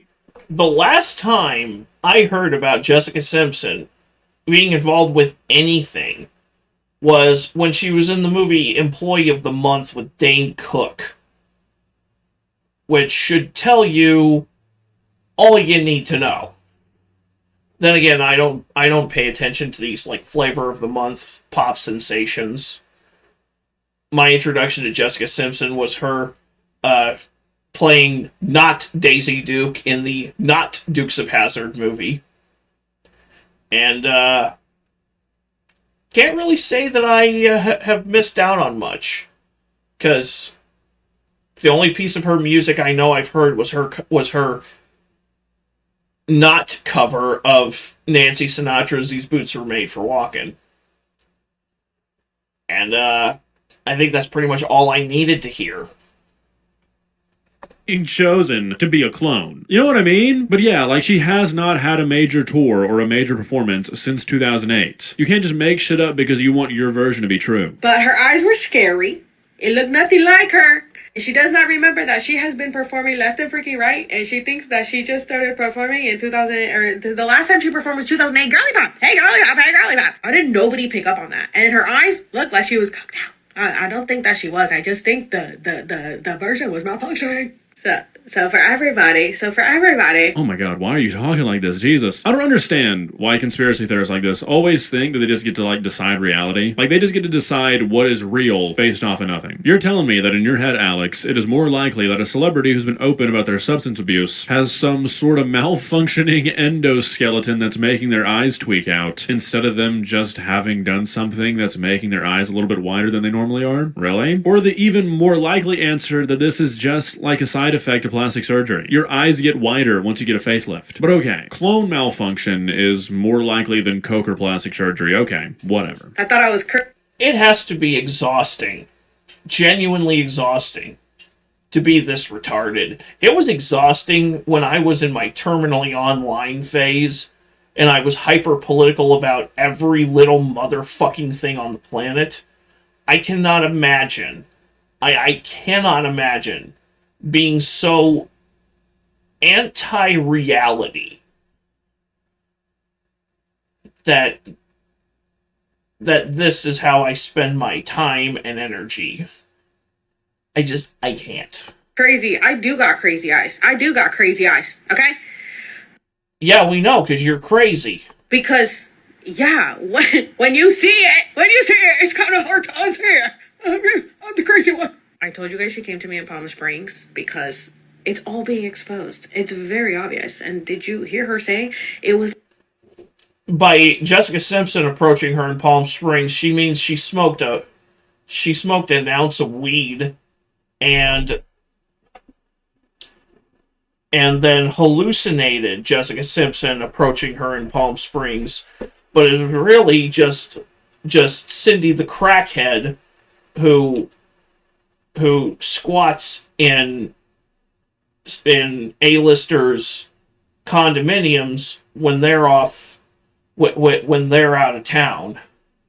It's like a resurrection. It's like right in your freaking cara. It's right in your freaking cara. Right in your face, bitch. Right in your freaking face. Again, this makes no sense. You were saying she got cloned a fucking year ago. If she just got cloned 2 nights before this event, does that just mean everything you were saying a year ago was bullshit? She wasn't cloned yet? That was still the old Jessica Simpson? Or do you just remember what you said in the last 24 hours and just disregard any of the bullshit craziness you've spread in the past? Because that seems like the path someone who is unable to take any accountability for the insane shit they spew on the internet would likely take. Anyways, we could sit here and do this all day because she has just way too many videos talking about how people are getting cloned, but it's pretty much the same old shit every time, and I don't think anybody wants to see any more of this. But like I was saying, I don't really understand how a person ends up here. Like, it gets to a point where the internet for these sorts of people is like a genuinely dangerous place because they can find people who share their delusions, and then this is the end result, I guess. When the people saying, hey, so that's actually just Facetune gets drowned out, and you have 100 people saying, yeah, you're right, Jessica Simpson did get cloned because she doesn't look the exact same way she does on Instagram, you end up being a person who believes this shit for a living, which has got to be healthy, right? Well, guys, what are your thoughts? I never really know how to feel about these things because I feel like something terrible's got to happen for you to end up believing this kind of shit. So, like, I always kind of end up feeling bad for these people, but at the same time, like, not really, because you can't go onto the internet spewing this shit, spreading this shit as fact, and then expect there to be any sympathy towards you when people call you out for being a fucking dumbass. Maybe one day we'll learn that Jessica Simpson really has been a clone this entire time, and I guess at that point I'll put my foot in my mouth, but until then, I'm pretty certain it's just shitty Facetune and shitty plastic surgery. Might be hard to believe, I know the clone explanation's a lot more grounded in reality, but I've got to live my truth. See ya. I think what happened is she got really high and watched the Michael Bay movie, The Island, and this is the result. That's what I think happened.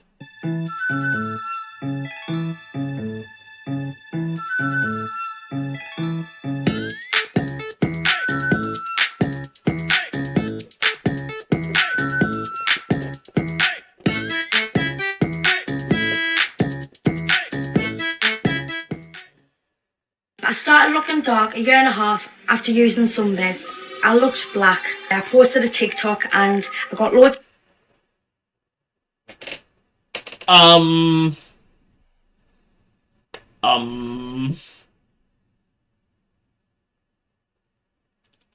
sorry, but...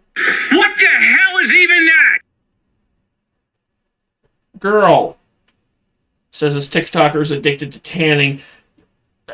That is a very, very, very good way to get to die of skin cancer. To hate for it, people will call us 2p coin. We've talked about a lot of different people on this channel who are addicted to a lot of different things. And while some of these addictions are a little bit more understandable than others, there are some that just aren't understandable at all. Today, I think we might have reached the pinnacle of that category. Social media is frying our brains, ladies and gentlemen. The persistent pressure to constantly be keeping up with the Joneses, except the Joneses are now the entire world, is just a little bit too much for some people to handle. And it's only getting worse. Don't get me wrong, social media has basically just been one giant dick measuring contest ever since it was invented, but I feel like over the last few years, something has shifted to where it's like the aspect of social media where it's people just trying to one-up each other, or, you know, just like look better, look more successful, look more wealthy, shit like that, has gotten worse than it's ever been. And it leads people to do crazy things. We've got an epidemic of 18-year-olds on TikTok spending their... Hold up. He returns. Don't let me wait so long next time, asshole. No, I'm just kidding.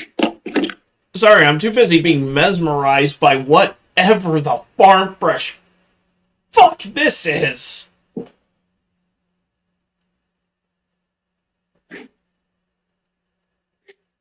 Is that fucking Ash Trevino? What the fuck?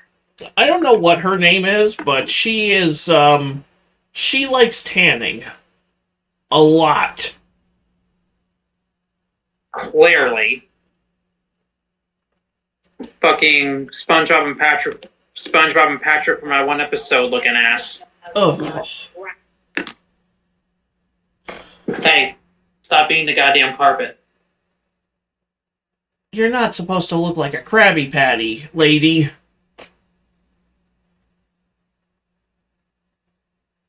Rounder than the tacos I had for lunch from Taco Bell. Which reminds me, before we start the Danger Doll in bed, give me time to warm up tacos from Taco Bell. Yeah. That I have left over. I got 8 of them, and I ate 5 of them for lunch.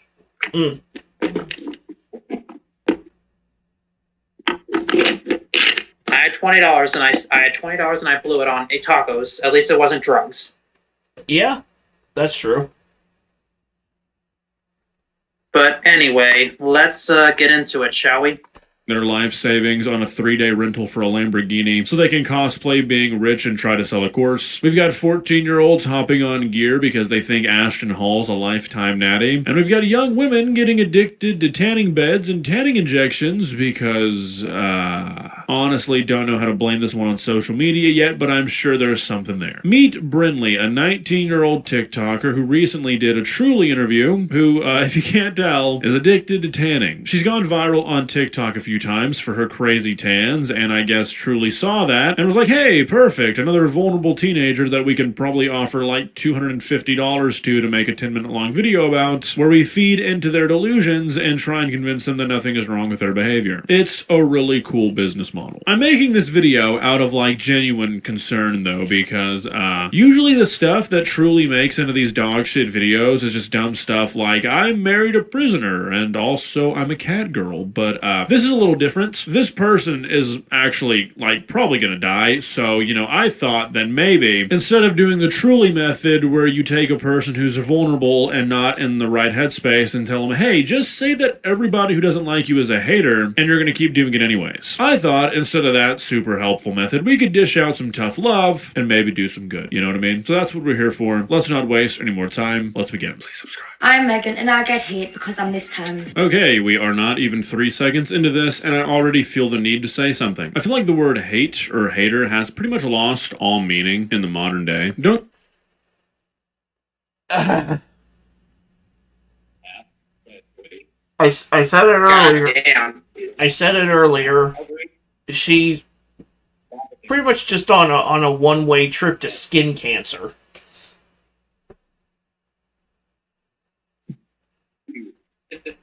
But she's not already there. I'd be shocked if she isn't already there. She's not already there. I'd be shocked if she isn't already there.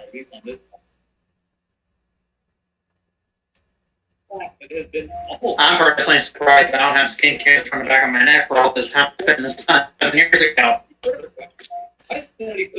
Dude, this. Nowhere, and yet. And if you like anywhere, what's that in the background? I think I'm coming out delayed. What's that I hear in the background? Oh, my YouTube. My Okay. YouTube app turned on for some reason and it just started randomly playing a video. Don't get me wrong, it's definitely one of... I don't know, but you're cutting in and out. Yeah, I think I'm gonna look back. Of those words that's never really been used properly, but especially now. Just anybody or anything that doesn't line up exactly with what a person thinks is a hater or hate. Somebody saying that being as tan as you are is not a good look is not hate, that's an opinion. And somebody saying that tanning as much as you do is not good for you is not hate, that's a fact. We've got to stop allowing the words hate and criticism to be interchangeable. I'm 19 and I started getting sunbeds at 16 and now I can't stop. Yeah, after using my mum's... Yeah, hot take. If you can't discern the difference between hate and criticism, you deserve an exponentially higher amount of both.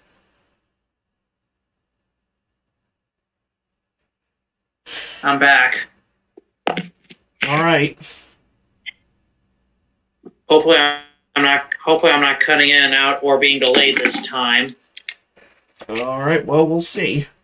Sunbed for a while. I thought, you know what, I'll go to the sunbed shop and noticed a drastic change of my colour, which I loved, and I like wearing bright colours, so it made like the tan, make the clothes look better. I go on the sunbed 4 times a week, 15 minutes at a time, but when I'm at home, sometimes I'll go on for 20-25 minutes. I use a tingle cream and I take tanning injections 5 times a week. Okay, so before this video, I didn't even know that tanning injections were a thing. I've never heard that term. But apparently they're real and they're also illegal. It's a substance called melanotin, and from what I can tell, for your health, it's like the absolute worst way you can possibly try and get a tan. Obviously, it has all the normal side effects that excessive tanning has, you know, like getting cancer at 25. But since it's like a hormone that you're injecting, it fucks up a lot more. It messes with your heart, it can change your vision, it can cause like chronic muscle pain and migraines, and a whole lot more, and that's on top of the cancer. Couple that with using a tanning bed 4 times a week. No joke, this woman is like carcinogen maxing. The UV rays from a tanning bed are grouped into the same kind of carcinogen as tobacco. I'm sincerely concerned for this individual. I'd like the bottom of the sunbed.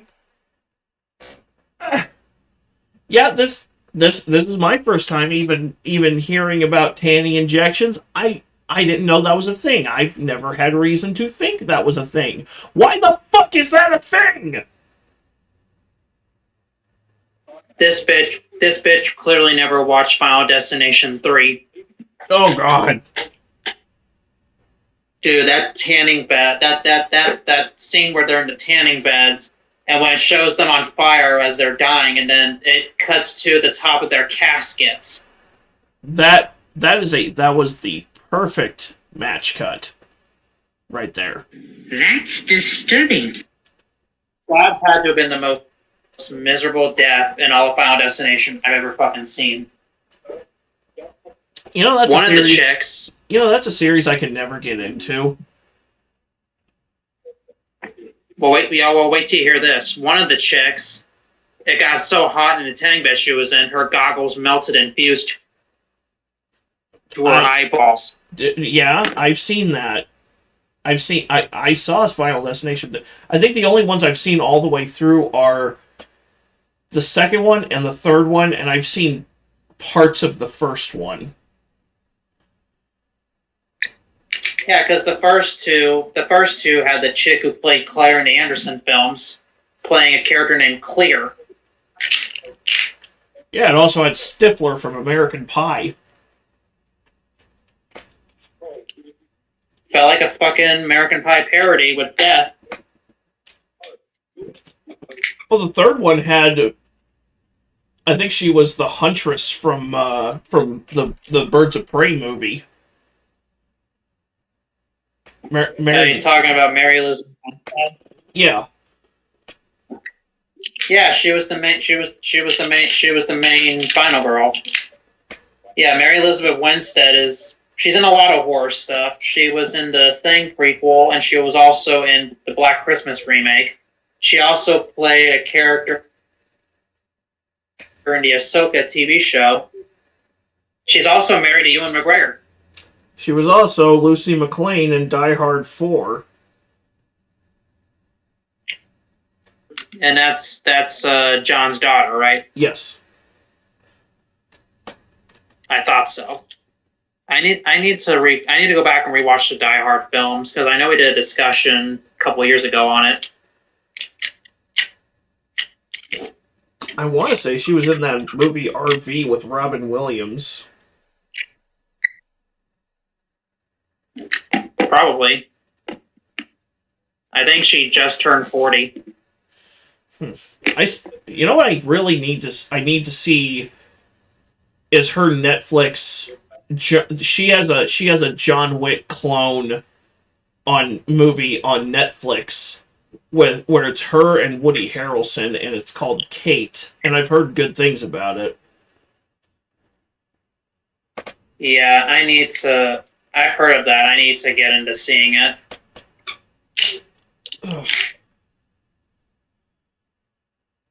But moving on. Yeah, let's move on. Because the tubes are meant to be stronger for your face. But I've also got a sunbed in my room, so sometimes I'll come up from the sunbed shop, go on my sunbed because it's different tubes. It just gives us loads of confidence. I just feel on top of the world when I'm tanned. So, this is one of those things where, like, I don't know if there's that much you can do, because if a person really thinks that this looks good, I don't know what you do to talk them out of it, but I feel like this is one of those things where truly should have kind of seen the situation and been like, hey, maybe we shouldn't, encourage this, enable this, I don't know. Like, this is equivalent to truly making a video where it's a guy like, I smoke 3 packs a day, and my haters tell me I'm gonna get lung cancer. It's like, this is not really content. In the past, I've been a lot darker than what I am now. And I used to go on the sunbed near enough every day for a year. Yeah, I am addicted to the sunbed. I don't actually like going on the sunbed. I feel like I have to. Do you think Megan has gone too far with it? Should that even be a question? Dude, that one shot should look like a goddamn zombie. It's not, do you think she's gone too far with her tan? It's, why is nobody stopping her? I feel a Chris Bates, Sam Kinison moment coming on here. Ow! Ow!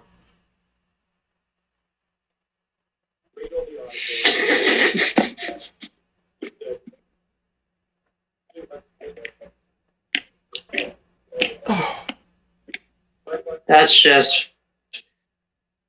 Oh, I got nothing. Yeah, just keep Just keep calm and.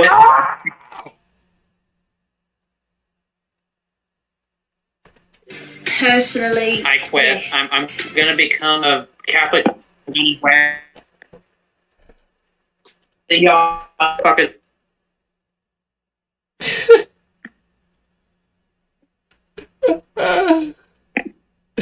I'm gonna back in. Emotional damage. Emotion.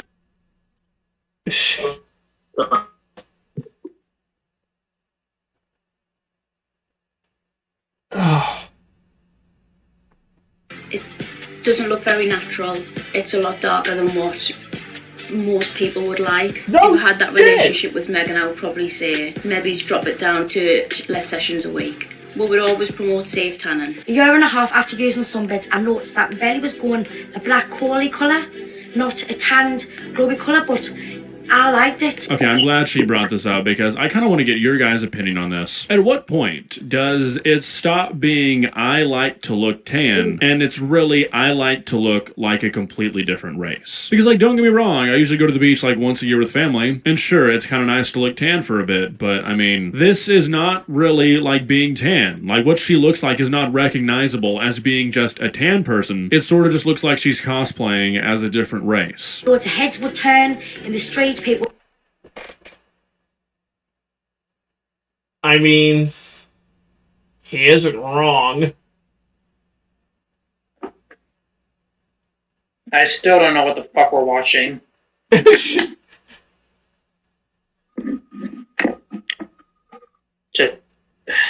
I'm just noticing I paused it while she was giving a cum face.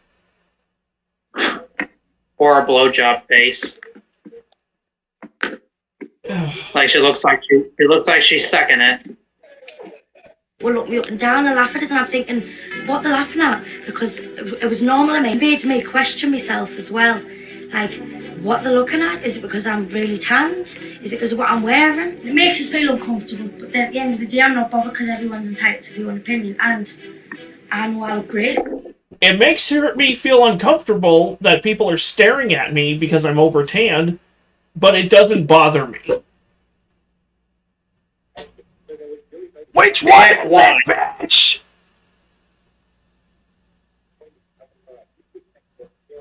Which one? Nostalgia critic going, hello. So, I'm not bothered what they think. Some people do actually compliment the tan, but heads turn everywhere I go. So yeah, I'm sure that heads do turn everywhere you go, but based off the clips that have been shown in this video, I don't think it's for good reasons. And I mean, if that's the only reason you're doing this, you know, for the attention to turn heads, I really don't understand why she doesn't just use a bunch of fake tan. Because that's what this looks like anyways. It looks like a fake tan gone horrifically wrong. Like I said, it's almost not even recognizable that she's just trying to look tan now. So I feel like just caking on some fake tan would probably produce the same results, and it would be, I don't know, 5,000 times safer? Because surely she's far, far past the point of diminishing returns. I don't know the exact science behind it, but intuition tells me that she's probably like tapped out the potential of how dark she can make her skin. Why not just fake it? Yeah, after going on the sunbed, I seen a girl on Facebook advertising tan injections, and I thought, I might as well get some and see what they're like. I was scared of needles. I had the tan injection sat there for a week because I was actually dreading taking it. I took a tan injection, it made me feel sick and drowsy, but I still went to the sunbed shop. I went on the sunbed and I come off like a complete different colour. I couldn't believe the drastic change of the colour. Okay, so two things. One, can anybody confirm or deny that she is from the same part of England that Kay's Cooking is from? Because this entire time, I've been like, she sounds like somebody I know, and it's Kay's Cooking. They have the exact same cadence, and I find that pretty funny. Not really all that relevant, but I was just curious. Also, I feel like maybe proper research wasn't done if after you injected your body with a hormone that makes you produce extra melanin, you got surprised that you were a different color. That one seems to be pretty surface level, if you ask me. I started noticing moles on my back, my hands. I've got moles all over, but you do get moles off sunbeds. I didn't know if the moles were cancerous. I've got a mark on my stomach. I've tried going to the doctors, but I freeze at the door and be sick. I've been going on sunbeds for 3 years. I've got moles all over. But that mark is, I've never seen nothing like it. I think I could be scared. When I first started sunbeds, I didn't know much about it. So I got some baby oil, and I used to go on the sunbed, and now I wear front and back every day for a year. Later on, after I've been lavering baby oil all over us, I've searched things on the internet, and it's really damaging for your skin. Basically cooking your skin, making you look better, not tanning you. I tried injections, and I've never looked back from there, and it's just, the addiction's just getting worse. I wouldn't recommend going on sunbeds to anyone. This is honestly kind of sad because she seems pretty well versed on it now, and she's being very vocal about how, like, this is a real addiction and you should not start it. And it would be one thing if the whole video was that, you know, just sort of spreading awareness, but it's never just that. There's always got to be like half the video dedicated to responding to hate comments or making this big point about how if it's making you happy, it's okay. And like, sure, if it's a normal Truly video where all it is people dressing up as dogs and having an OnlyFans, whatever, but I mean, this is actively killing this woman. It's different. I started looking dark a year and a half after. I think once you reach a certain point in your addiction, excessive hate is more than warranted, and in fact should be accepted.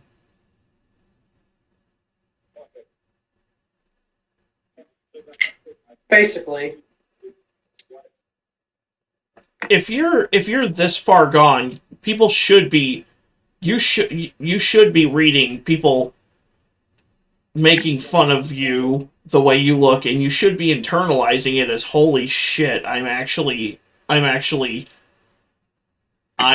lolcow, I'm a laughingstock.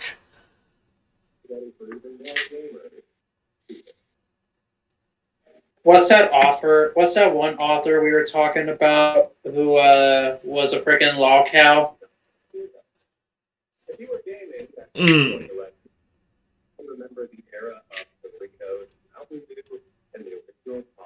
I'm drawing a blank.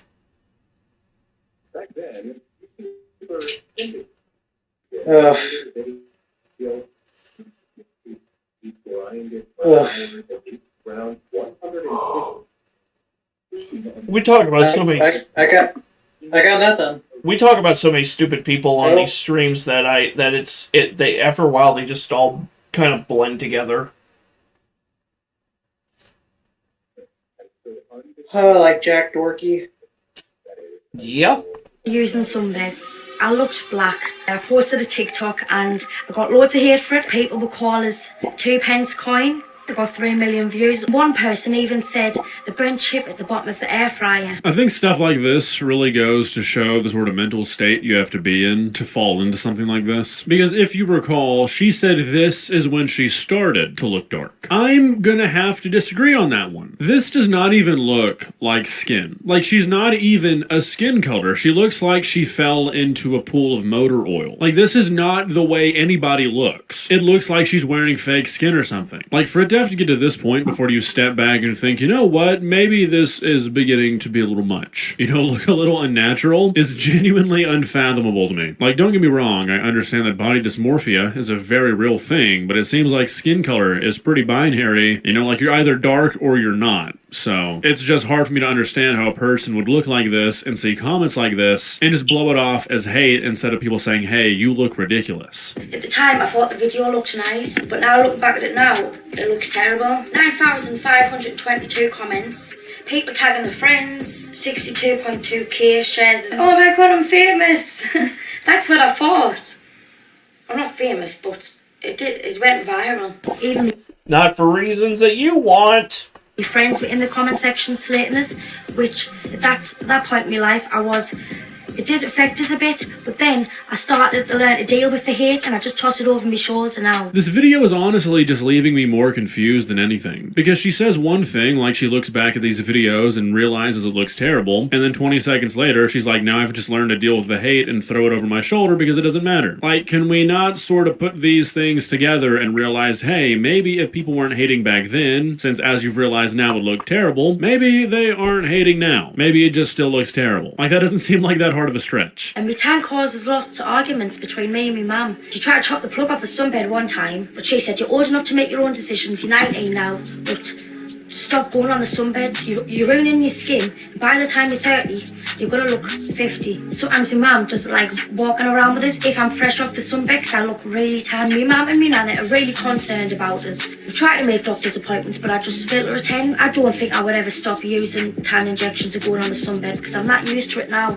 I can't remember what I look like pale. If I start getting wrinkles, I think that could possibly make me stop sunbeds, but I've already noticed little bits of wrinkles on my skin. Doesn't faze us, to be honest. I'm that used to going on sunbeds now, it's just standard procedure for me. I'm trying to overcome the addiction, but it is hard. Sometimes I cry after the sunbed because I know the damage I'm doing to my skin, but I feel like I'm too far gone. So, not trying to be a hater, because I'm sure that's what this will be categorized as, but you say that if you started to see wrinkles, you might stop.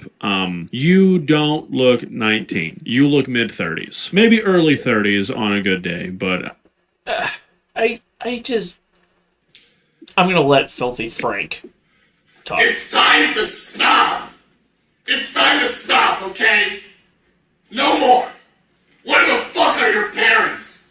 Who are your parents? I'm gonna call Child Protective Services. It's time to stop! Hey, don't worry about being late, random gamer. Just just the fact that you showed up is fine. Good to see you, buddy. Always. Have you ever? What? Hey, quick question: have you ever known anybody with a tanning addiction, or somebody who might go a little too far with the tanning? Besides the chicks in Final Destination 3. I had a stepsister who always looked like a tomato.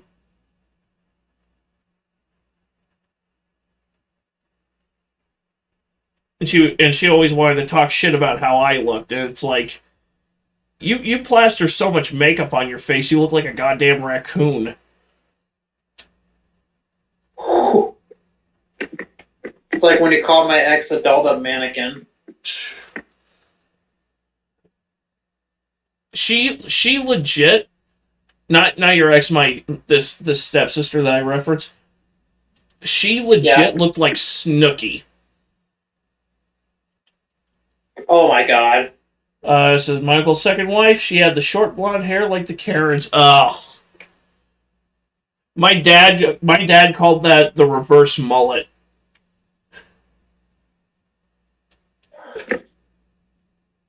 Every time you talk about your dad, I'm more sad I never got to meet him.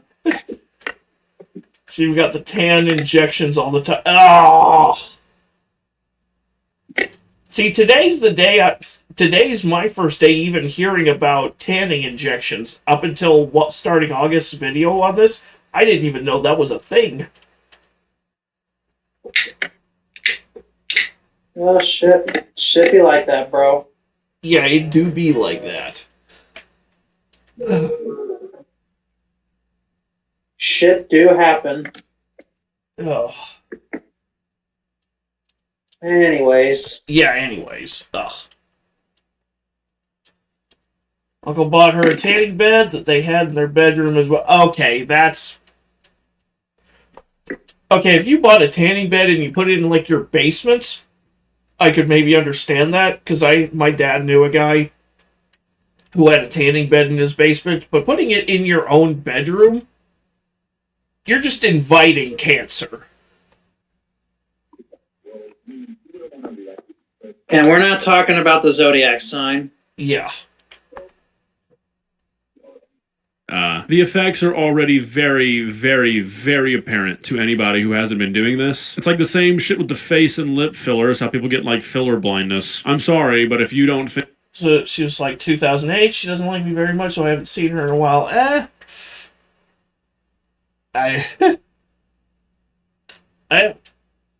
Sucks for her. Think you look like a person who's spent every other day in a tanning bed for the last few years. You're off the mark. Also, I really don't understand the whole you've tried to quit, but you think you're too far gone thing. She said she's been doing this for how long? Like since she was in her mid-teens? You're 19. Is that supposed to imply that you've already done all the damage you can do? So you might as well keep going? Because if that's the assumption you're operating under, that's bad. Like obviously you've done permanent damage at this point for sure. But every time you get in the tanning bed or do some sort of tanning injection, you are increasing your risk of melanoma for the rest of your life. Like you're 19. Hopefully you've got a long ways to go. This is something you're going to be dealing with for the rest of your life, and every week that goes by that you're doing this over and over again, you're just making your future worse. You would be doing your body and your quality of life and just everything about yourself a significant favor by stopping now. I don't know what I'm too far gone in this scenario could possibly mean. Anyway.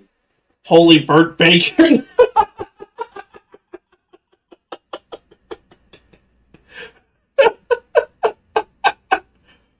God damn it.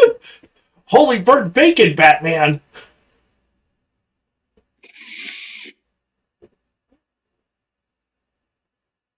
Quickly, Robin, to the ice chest!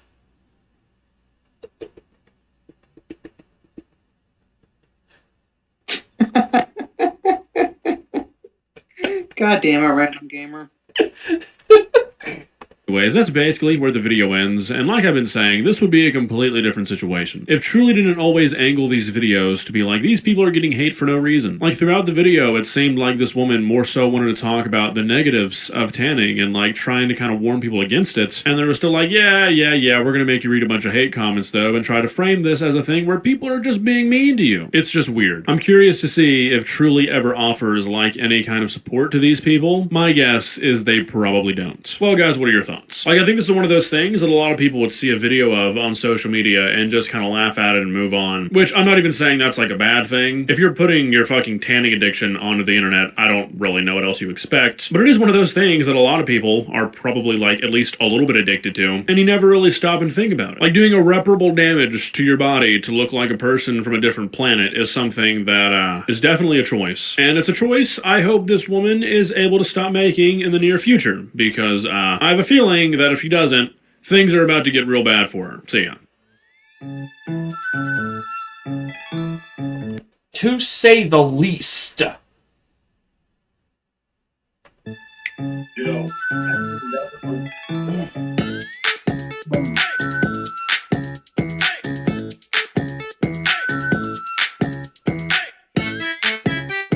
Well,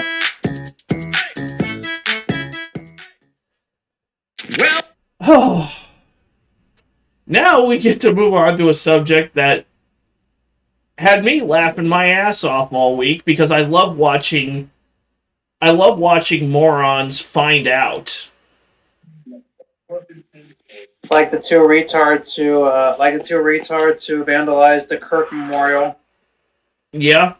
In this case, it's Jimmy Kimmel temporarily losing his show for spreading misinformation about the dickless wonder that assassinated Charlie Kirk.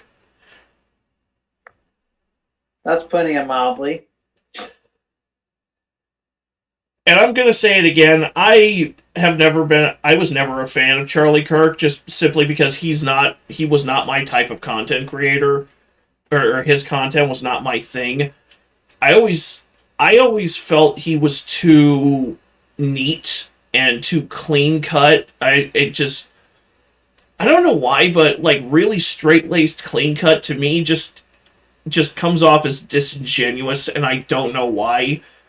And I think it might have something to do with me growing up around around like hard-nosed, no bullshit, blue-collar type of guys.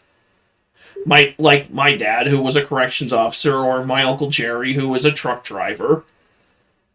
I don't respond to neat and clean. I respond to guys like J.D. DeLay and Angry Cops and American Thor. I love me some Angry Cops.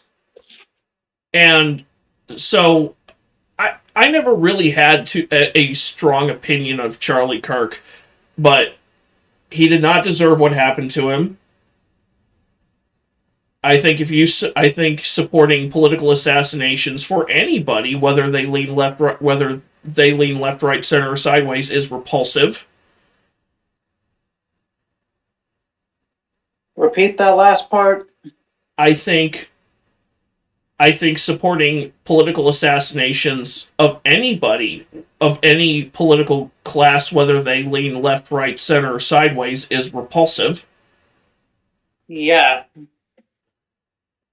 The side of love and acceptance, everybody.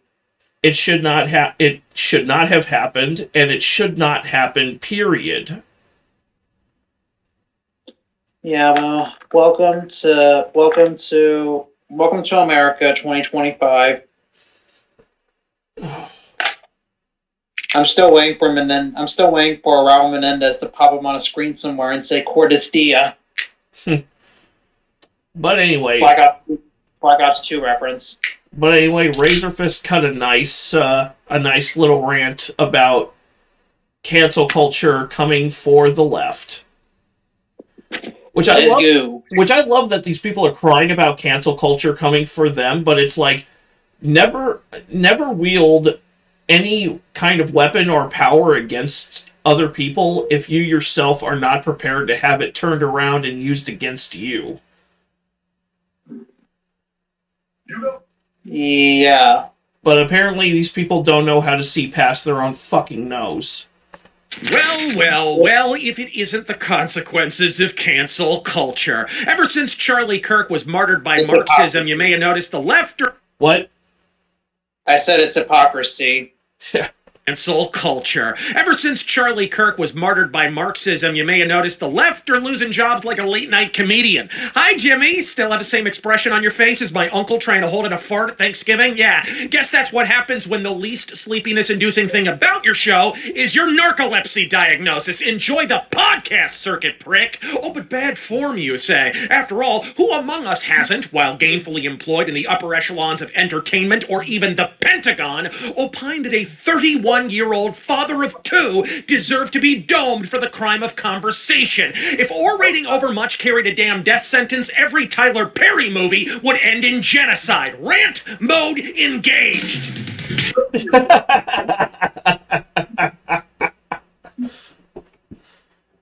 God damn. Unfortunately, it was just a temporary suspension because Kimmel went back on the air, albeit with less stations carrying him. Well, if he would use his skills as a comedian instead of his political shit, he'd have more better ratings. At least Johnny Carson knew that his job was to entertain. Not throw your political beliefs on everybody around you. Oh. Free speech, absolutist, autism. Let's not forget, this is the same motherfucker who called Aaron Rodgers a tinfoil hatter for one of the names on Epstein's list. It's like, tell me you're on Epstein's list without actually telling me.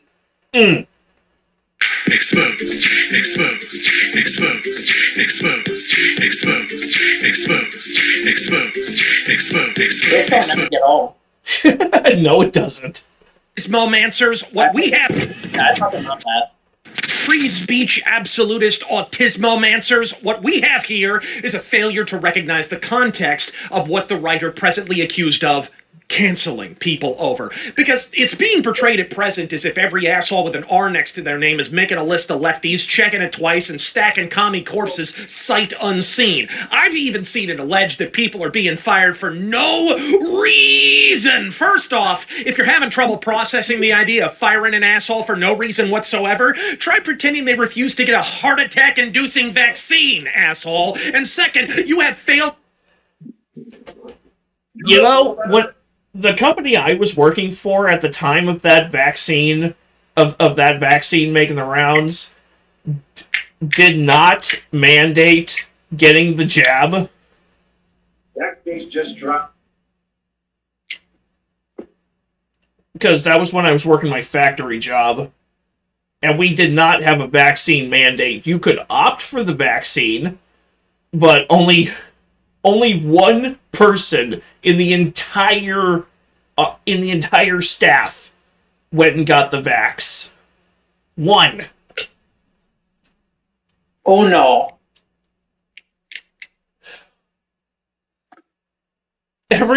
All the rest of us were just like, yeah, fuck that, I'm not doing that. I never got vaccinated. Neither did Raymond Gamer. So... We're still alive. We never got the jab. Yeah. I never got the jab. My mom never got the jab. And no, it's not because I'm a conspiracy theorist. It's because I literally heard about people fucking dropping dead because of it. I just assumed... I figured it worked about the same as the flu vaccine, where it's like they're just injecting the virus into your bloodstream, and you're going to be miserable for 9 months out of the fucking year. Random Gamer says, I'm so glad I didn't get it. Yeah. Yep. Us too, buddy. Us too. Ugh. Us too, pal. He made a smart move. And let's be real here. What happened to Jimmy Kimmel is not what's happening to people. two people in my family got it, and they wound up with blood clots throughout their bodies. Ugh. Oh, God. Well, that's what happens when you rush out a vaccine in less than 9 months. Oh, God. At least one of my sisters and her husband, I think it was my younger sister and her husband got vaccinated. I don't know if they ever dealt with any, if they ever came down with any major side effects or not.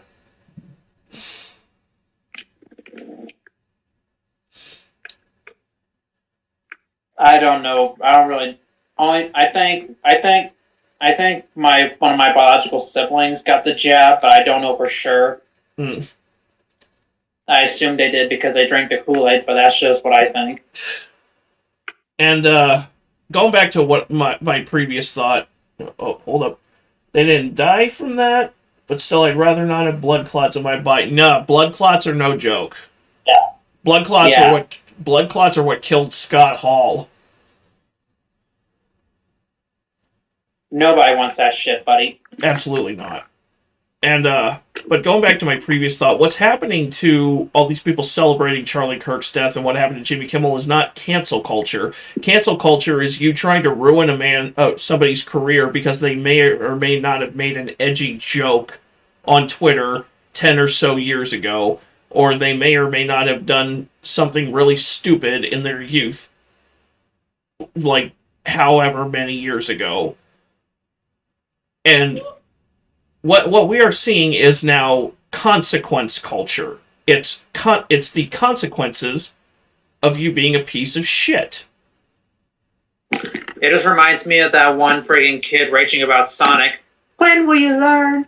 When will you learn that your actions have consequences? You freaking pricks! Facts, exactly, man. Facts. To properly identify the moment in which we find ourselves. People making Lord of the Rings memes about casting it into the fire are wrong and retarded for voluminous reasons. The ring, while possessing maleficent will, is ultimately inanimate. Cancel culture is more like a gun in the hands of a cultural Marxist mugger. When you're on a midnight ATM run and a damn Death Wish extra approaches from behind, advantaged with a firearm and plants the muzzle in your lumbar, do you hold an Aristotelian colloquium to ascertain the ethical course in reprisal? Or do you wrest the damn high point away and end the threat quicker than a shitty-ass Disney Plus Star Wars series? Shit, I'll kill you. Give me your money, I'll bust you up. But I repeat myself, the omnipresent is... Damn right! That movie's a damn classic. I actually have a toy replica of that same revolver. Really? I'm actually holding it right now. Nice. I'll try and send a pic when the stream's over. Nice. Also, at least it looks similar, but literally it's not a cap gun, but when you pull the trigger, the thing goes back. Yeah. Great I'm movie. saving it. I'm dressing up as Edward Carnby for Halloween. Nice. Yeah, me too. Random Gamer. I love the. Do you have a? Okay. Which Death Wish sequel is your favorite? Because mine is Death Wish 4. Just because they turned Bronson into freaking Agent 47. Speaking of which, or it's just his character from The Mechanic in the Death Wish series. Yeah, speaking of Agent 47, the guy who played Agent 47, I forgot, I think Robert something, the guy who played Agent 47 in the 2015 movie, was in Jurassic World Rebirth. Rupert Friend. Yeah. Yep. So that's the second movie I can say I've seen him in, but not impressed. He was also in the horror movie Separation. Never saw it. Yeah, it stars the young girl from Megan. I hear he's good on the show Homeland, though. Oh yeah, that's a good show. That's a good show. But yeah, Death Wish 4 is almost like Bronson. It's almost like a Bronson revenge remake of The Mechanic. And one of the shitbags he kills is a then up-and-coming Danny Trejo. No shit. He kills him with a champagne bottle laced with C4. What? Yes.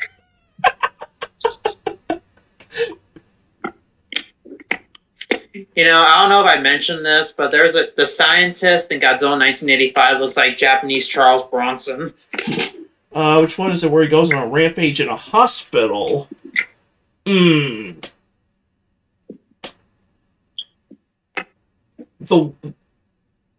only one I can think of that where he kills a guy in a hospital is Death Wish 2. It's been a while since I've seen them, but I don't remember Bronson going on a rampage on a killing spree in a hospital. At least in any of the Death Wish movies. Wasn't there a hospital shootout scene in the remake? No. Okay. He was just a doctor. I don't think there was, but again, it has been a while since I've watched the movies. I still think the most badass moment in that movie is when he shot the ice cream man. Like, your last customer. Pow, pow, pow. Yeah! Best Bruce Willis moment of the 2010s ever. Oh. You know, that was originally supposed to be Liam Neeson. Don't make me think about what could have been. But a Liam Neeson Death Wish movie sounds pretty boss. The hospital scene is part 2. Yep, that's what I thought when he kills the guy in 2. Lawrence Fishburne was in that movie. Had to have been young then.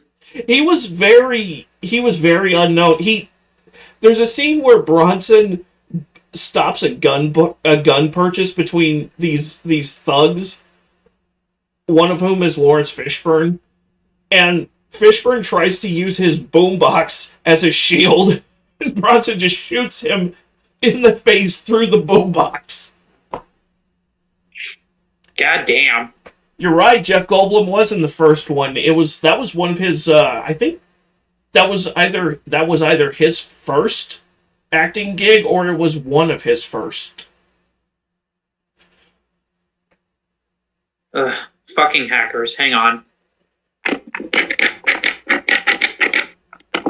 Okay, PlayStation, YouTube. You know what? Fuck it, I'll do it later. I guess life did find a way.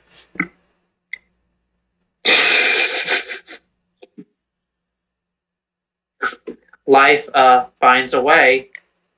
Why do you think we cut the dog's balls off? Yeah, that scene brought whole new meaning to Must Go Faster.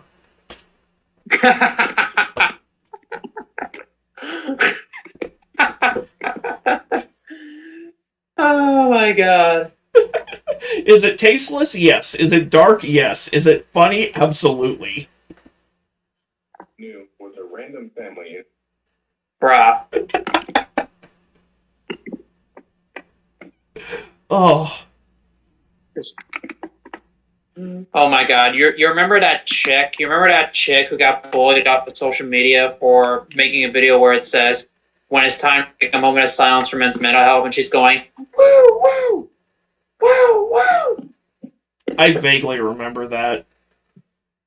And Joey Swole caused her downfall. Yeah,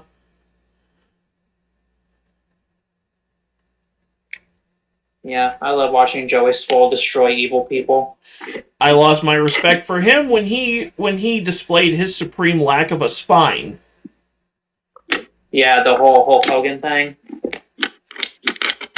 Yeah, never apologize to people wailing and gnashing their teeth over bullshit that has nothing to do with you.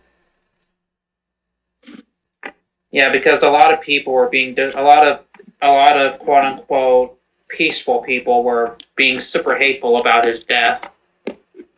There was one nerdy page that I followed on Facebook before I deleted it, where they tried to say, "Oh, he was racist. We should not be mourning his death." And it's like, What fucking planet are you on, dipshit?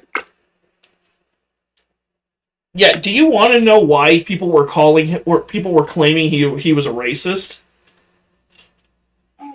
So have you seen that promo, that old WCW promo from the 90s when it was Booker T and Stevie Ray, and Booker T was talking about Hulk Hogan. They were cutting a promo. Booker T was talking about Hulk Hogan, and he was saying, "We're coming for you," and then he drops the N-word live on television. And and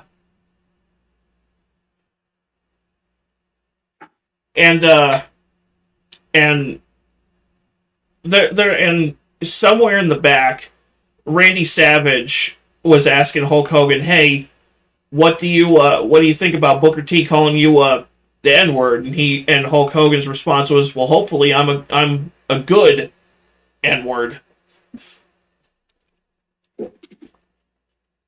But did he say the actual N-word when he say that? Yes. Damn. He wasn't calling anybody the N-word, and he wasn't saying it maliciously. But you know the left, they'll take anything and spin it to whatever fits their agenda. It was just him. It was just him laughing in response to a funny promo that Booker T and Stevie Ray cut.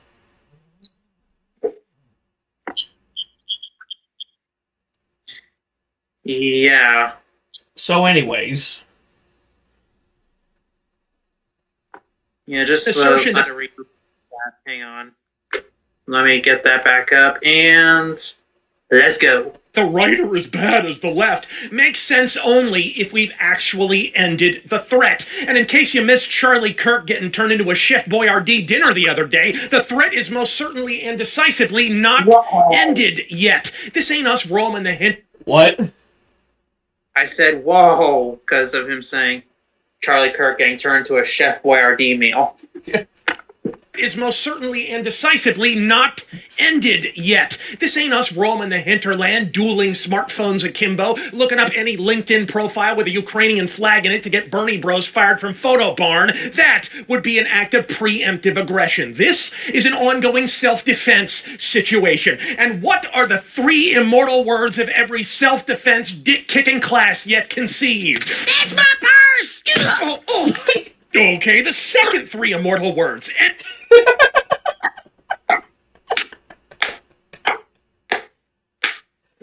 I clapped at that, and my dog gave me a look like, what I do? That's beautiful. That's my purse! Okay, the second 3 immortal words. End the damn threat!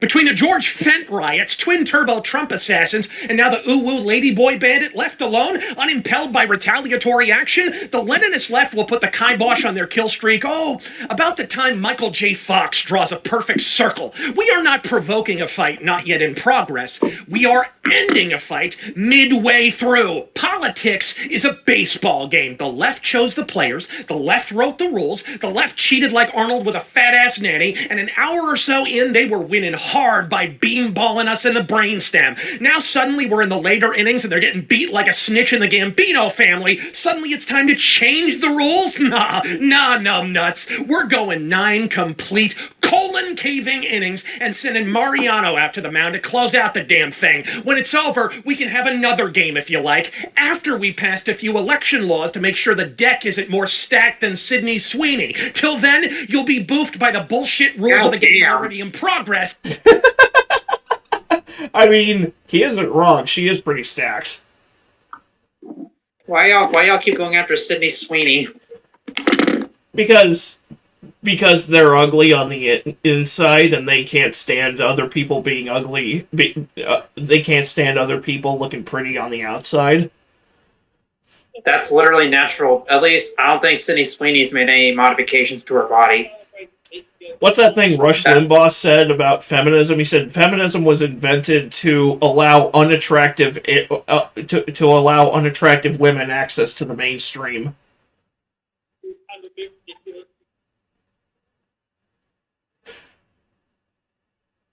I was gonna say something, but my brain shit itself.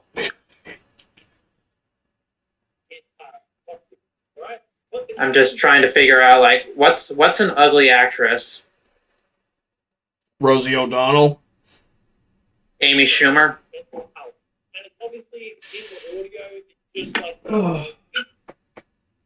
I can't stand Amy Schumer, dude. Neither can the rest of the world. Not only did she make fun of Steve-O's friend's death, she's also stolen a bunch of jokes from other people. She's the one fat white chick that black guys that Sir Mix-a-Lot doesn't want. Baby got no back. Baby got Jack. That's actually a Weird Al song, by the way. Weird Al actually did parody Baby Got Back, except it's a song about him liking chicks with flat asses. I mean, my partner constantly gets pissed off at me because I have a bigger butt than her. So I don't know if I would have volunteered that information on the stream, but okay. it's not the first time I said something like that publicly. Moving on. Yep, moving on. Sydney Sweeney. Till then, you'll be boofed by the bullshit rules of the game already in progress, and if you'd like to file a complaint with the guilty party, consult the nearest reflective surface, sunshine. May I recommend Mark Kelly's skull? At least if you can persuade the CCP to part with it. Antifa, welcome to the terror watch list. Antifa's donors, ask a friend to translate this rant into Mandarin. Till then, the only thing being parted will be your sandalwood-scented assholes. I'm all for lowering the temperature, but how's about we break the fucking fever first? I'm Razor Fist. Godspeed. Performed by okay, I always love the funny credits he puts in. Performed by Razor Fist, edited by Razor Fist, but less handsome. I mean, I'm sure that's one way to describe Taryn Gell. Cries of cancel culture by the people who fired you for taking ivermectin 3 years ago.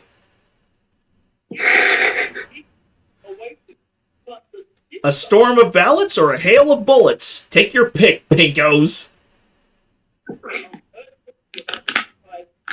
Hospitals get any more overcrowded, they're going to have to make some very tough choices about who gets an ICU bed. That choice doesn't seem so tough to me. Vaccinated person having a heart attack? Yeah. Fuck you. Your voice. Your voice. Suck my ass, Jimbo. Fuck Jimmy Kimmel. Alright. We got a couple more. Right. Well, we got a lot more, but I wanna condense it down to 2 more for the stream because I gotta walk my dog after the stream again. So, what about Danger Dolan? Danger Dolan's gonna be the last one we react to. Works for me because wait a minute.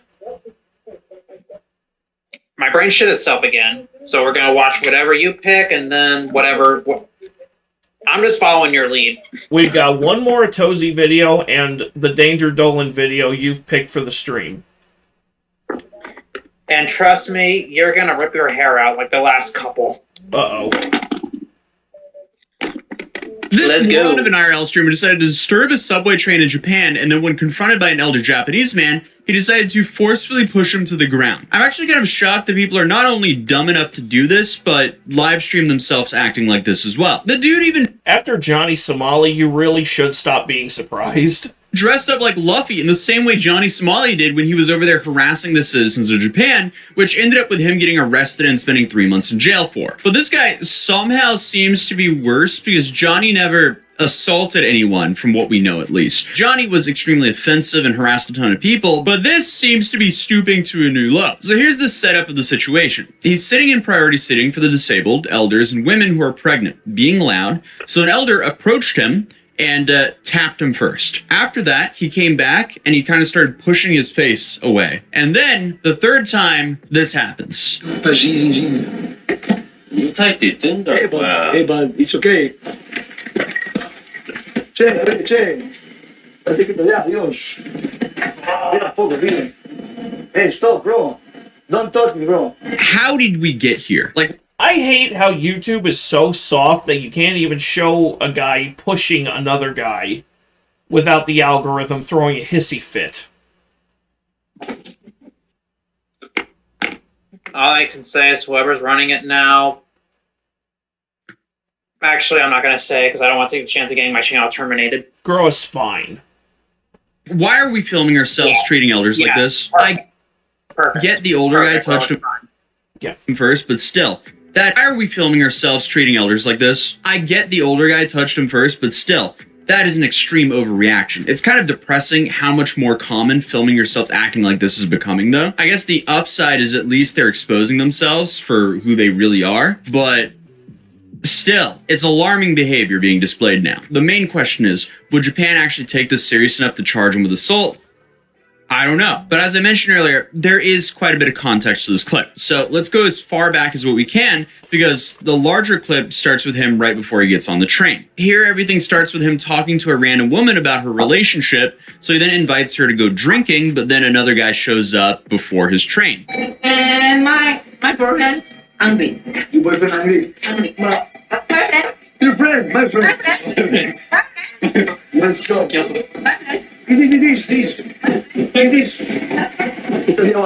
So his train arrives, so he gets on board while talking to a stream and sits down in an elderly / disabled person's seat. I mean, in a manner of speaking, he is disabled, just disabled from the neck up. Lo que no sabe el hijo es que su madre me ha dicho que me quiere tocar el nabo. Ay, Dios mío. No para de llamarme tú. Me he sentado a posta lejos aquí y dice... Dice, ah, no. What did you do? No volumen. It's okay or no? What is this?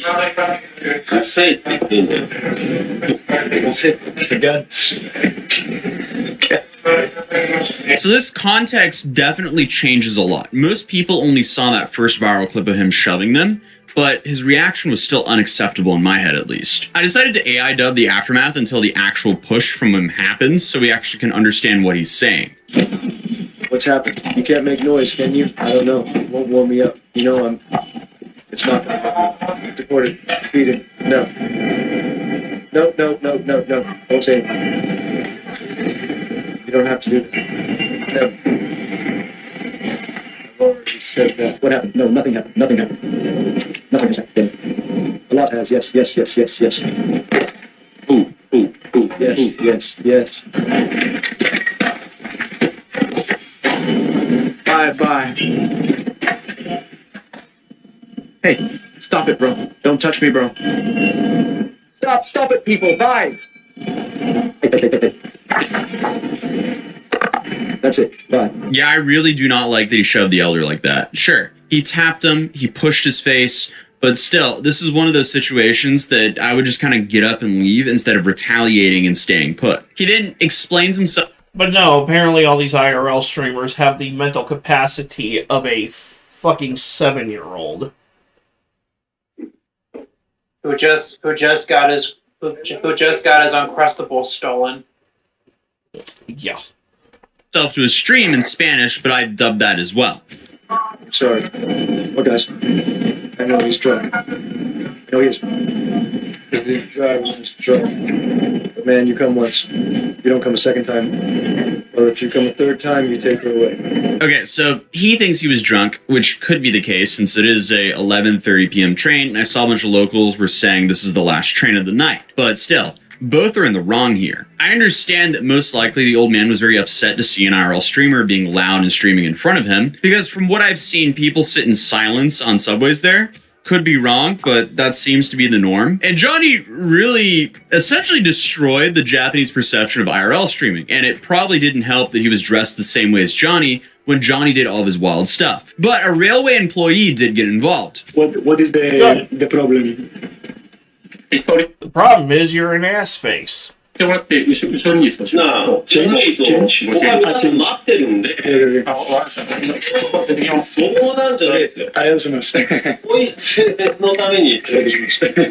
It's okay. Thank you. Y ya está, nos vamos y ya está. ¿Algo que se me hace? Okay, so he was moved down the train, but not kicked off. Then he was told again to be quiet by the staff. Sí, es el primero que me ha llegado a calentar, pero porque es que ha venido 3 veces.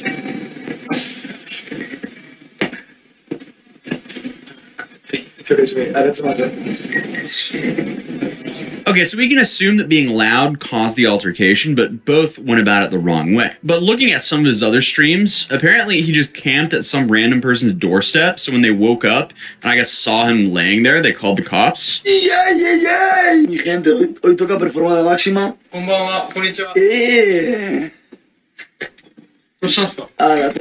Why would you do that?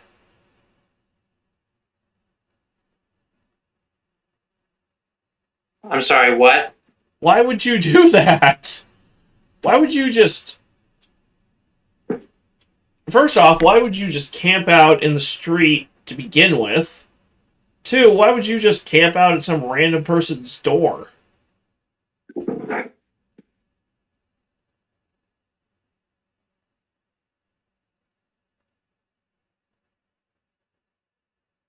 At some point, I think we need to start officially diagnosing these people with the new form of mental illness. We'll call it TCS, terminal clout syndrome. Or what Charlie calls it, terminal clout disease. TCD. Hey. AKA Madison Russo and her fake cancer scandal from a couple years back. Madison Russo, Johnny Somali just being unable to help himself, Vitaly speed running himself into prison, this retard. Belle Gibson, an Australian woman who convinced people she cured her own cancer. Oh. AKA cunt. Oh. People are that stupid, bro. Directamente, nada más despertar. Let's go. And then him and his friend also fired fireworks into a strip mall there. No! ¡No! ¡No! ¡No! ¡No! ¿Pero esto qué es? ¿Qué eso dispara? ¿Qué dispara, tío? ¿Qué haces? ¡Para! ¡Deportado, tío! ¡Deportado, gilipollas! So, I wouldn't say this is the best behavior to do when you're abroad. Is it really that much to ask to not stream yourself being a head in public, especially when you're in foreign countries? But after the whole train event, he was... For real. You know what? I played the clip a couple of times. I'm going to play it again. You know, moral of the story is it's easy to not be a dipshit, so don't do it. Don't do it. was banned on both Twitch and Kick, so he then apologized. And how bad do you have to fuck up to get banned from Kick? Or are they actually getting their shit together now, since too many people have gotten famous doing fuck shit on their site? I'm pretty sure Jack Doherty has a... Now I think he's still banned from Kick. Yeah, he got a second chance and then fucking blew it and crashed out for banned again. Yeah, so now he's just streaming on, I think it's Party, which is a site that nobody uses. He's clawing at relevancy. He's literally grasping at straws. And it's been all downhill since he crashed that whatever kind of car it was last year. Oh, the McLaren? He summoned what the human skid mark was talking about. Yeah. And I pull up my McLaren. It's like, dude, all Charlie has to do is whip his hair at you and you go into the frickin' wall. Calm your tits.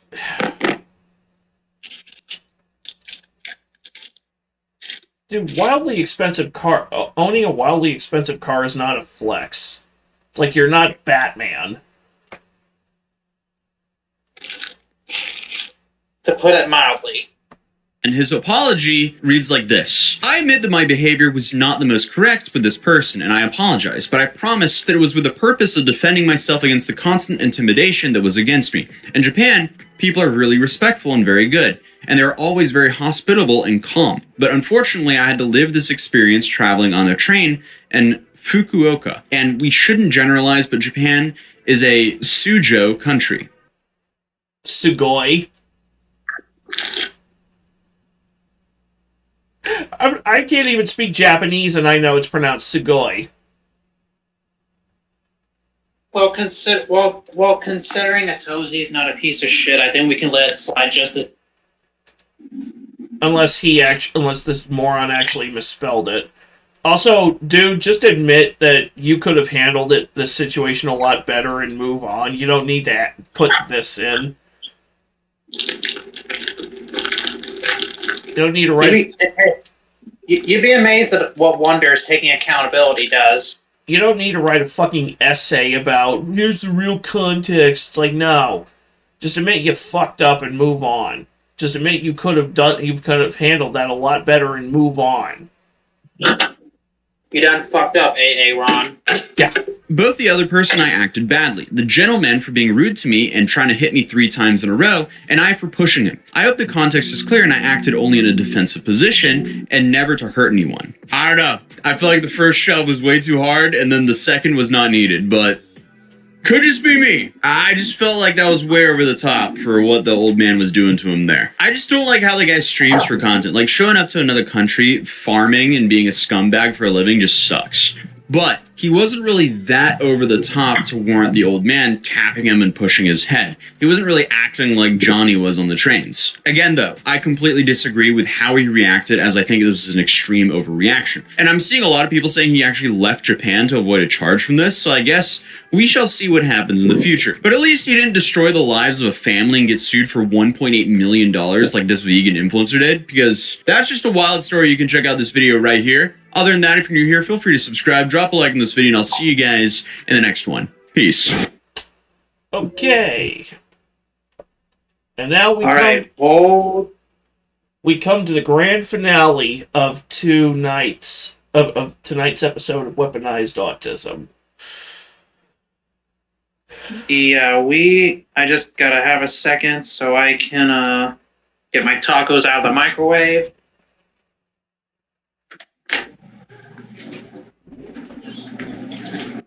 Yep, it just went off. Alright.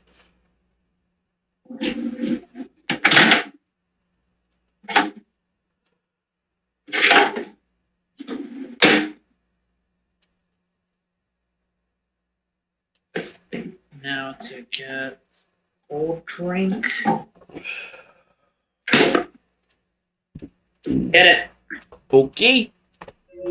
Danger Dolan.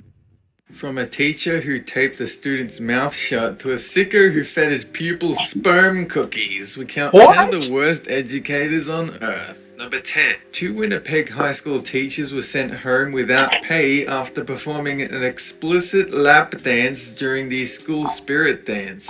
Over 100 students were in attendance, some as young as 13 years old. The incident, which kids have dubbed 2 teachers, 1 chair, of course, wound up on the internet. In the footage, you can see the female teacher, sporting pigtails, seated on a chair with her legs splayed and her hips gyrating. The male teacher approaches between her legs and swivels his hips to the beat. Butts are slapped, and the man even dips his head down to simulate oral sex. Truly upstanding role models. Number 9. Excuse me, why?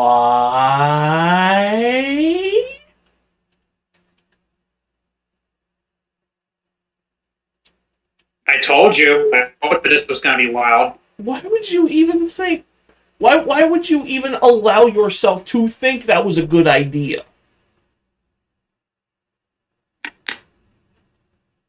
And why did the school allow it for one? Yeah, that...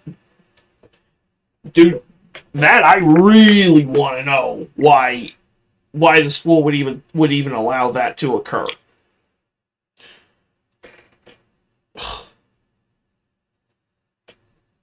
Two teachers, one parents pulled their kids at school. do what?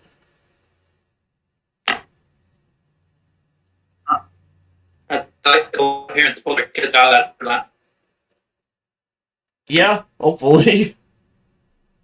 A sick Los Angeles third grade teacher habitually blindfolded his students and forced them to eat cookies laced with his own semen. This behavior was finally exposed in 2012, and a $140 million settlement was paid to victims. 63-year-old Mark Berndt had been teaching for 30 years and was discovered when a photo pharmacy clerk called police to report bondage-style pictures of blindfolded kids, which Mark had brought in to develop. Investigators found nearly 800 photos, some dating back to the early 80s. The pictures showed blindfolded kids eating jizz cookies, eating semen from a spoon, being made to have roaches crawl on them. The school district had reportedly covered for him when dozens of accusations arose. In the 90s, Mark was accused of masturbating in front of his students, but no action was taken. Truly a vile piece of shit. Everybody in that school district who covered for him should be permanently blacklisted.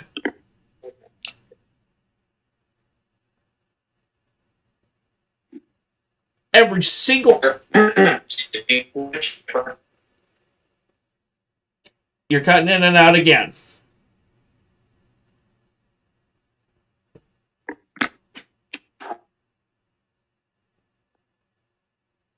Alright, well,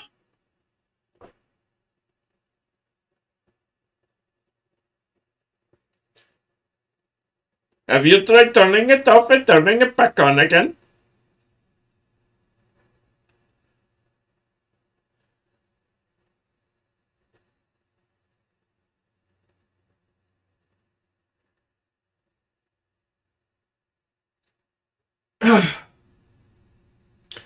So, you hello? Okay. Okay.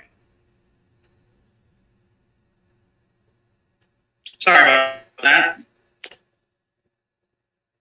Yeah, so anyway... What did I miss? Oh, I haven't even started going back yet. I haven't even started going further in the video yet, but I did say, I did say every teacher who covered for him, every single staff member who covered for him should be permanently blacklisted. And then I tried to say, and then fed through a wood chipper. Feet first. Like a couple of the parents, and like a few of the parents in the Danger Known Worst Parents video we looked at a few weeks ago. Oh God, yeah. Actually, that was like almost 2 months ago. 8. A Chicago elementary school teacher took humiliating photos of a 7-year-old student's hairstyle to post on Facebook. Yukalia Lofton showed up on school photo day with Jolly Rancher candies tied to her braids. Her teacher asked her to pose for a photo saying, "My husband's not gonna believe this." Online, the photos received mocking comments like, "I laughed so hard my contact popped out." And if you're gonna make your child look ridiculous, the least you could do is make them matching. Another parent saw the post and notified Eukalia's mother, who promptly sued.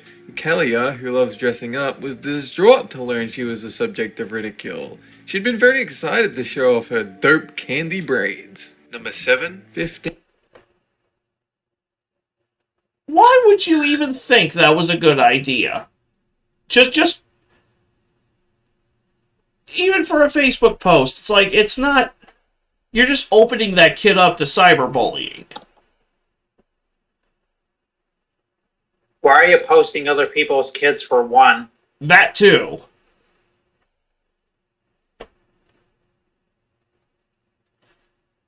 I'm just gonna borrow a quote from Joey and say, "Pardon my language, but wrong with you." I have no idea what you just said.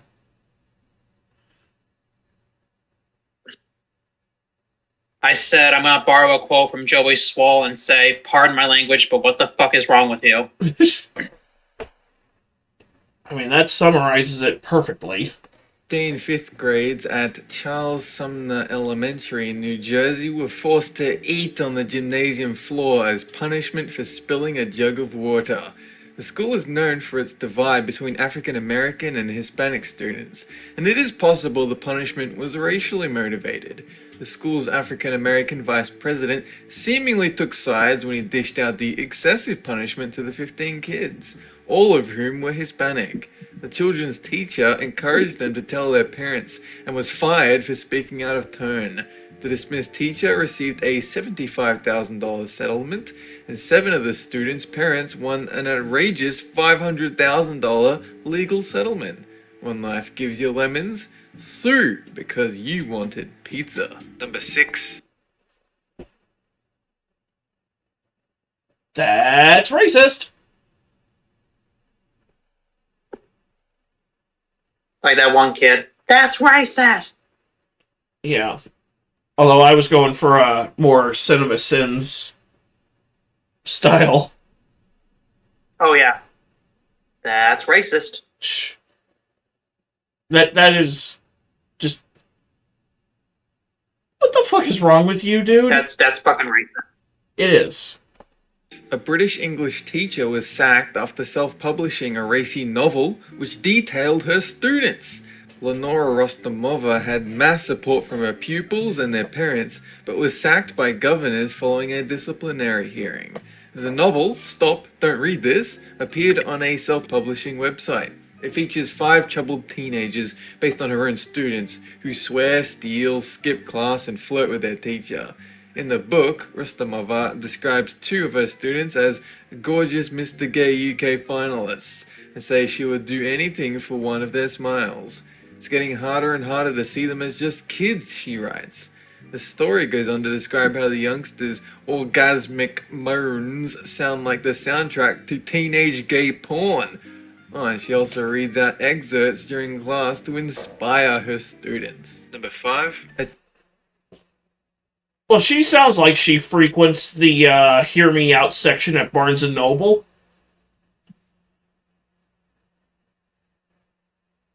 I got no words. Probably owns every entry of Anatod's After series in paperback. Oh, Christ. Yeah, did you know that that series originated as romantic fan fiction between herself and Harry Styles?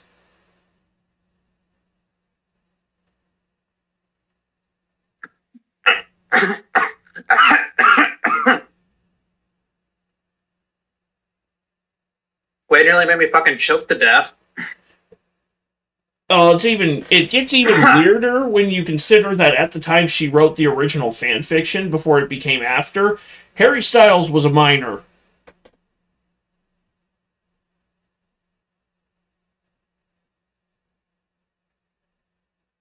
I'm sorry. The fuck? I wish I was joking. Crimson Rogue did a deep dive into the first After novel. Okay, so you know how in your prisoner's persistent pecker problem video, when the guy starts screaming after getting the tattoo on his thing, you waved your hands in front of you and stood up and left the room? Yep. Like, as you were saying that, you couldn't see it, but I was doing that motion with my hands. I mean, that's an appropriate response. I couldn't be vocal because there was Taco Bell in my mouth. I mean, that's a very valid response.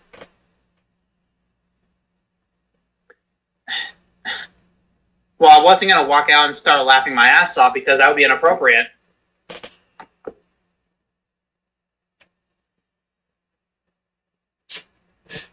Anyways. Because you literally started cracking up laughing before you added in the technical difficulties thing. Anyways. Yep. A teacher from Falmere Primary has resigned following accusations she put sticky tape over a 9-year-old student's mouth to quiet her down. This incident occurred in late 2014 and was apparently meant as a joke. Parents turned their outrage dials to full and an investigation was launched. Chris McGovern, a former headmaster, said that claiming it was a joke was a feeble excuse and that anyone who feels the need to tape a child's mouth up should not be in the profession at all. And I'm a little bit inclined to agree. Number 4. I agree with that point. That's just fug. There are other ways to quiet a kid down. Adderall. No, I'm just kidding. Oh. Because kids aren't over-medicated as it is. Yeah, it's funny how schools will literally say no to drugs and then try to prescribe your kid Adderall behind your back. Ugh. Yeah, because you know how you mentioned that your school tried to suggest you be on Adderall and your mom said over her dead body? Yep. Something similar happened with me, Lily, and Grayson. Oh. One of the main reasons he was pulled out of that school, and he's currently in a different one. Yeah. Well, that and the teachers weren't doing anything about the bullying, and I started having flashbacks to being at Sangamon Valley, and it's like, yeah, babe, we gotta pull him out of that school. I was not about to let my son go through what I went through for 12 fucking years. Oh, I don't blame you. I can live with that trauma, but I don't want him to. Alright. But anyways, let's see. Elizabeth Davies. Teacher was caught spraying air freshener on Asian children who smelled of curry in the mornings. Elizabeth Davies regularly humiliated children aged between 3 and 6 by using the aerosol in nursery class. The 48-year-old racist horror show told Bangladeshi children there was a waft coming in from paradise before blasting them with air freshener, making them smell like the chemical approximation of flowers. Davies also sprayed students who broke wind and demeaned kids who wet themselves by forcing them to stand on newspaper. Davies taught at Hafod Primary School, where over half the school population was from a Bangladeshi background. She was later sacked because of child protection concerns. That should make her wake up and smell the roses. Oh! Number 3. Dude. God damn. Dude. That should make her wake up and smell the roses. Ugh. Ugh. Oh, where is it? Where is this? Oh, there it is. There's the clip.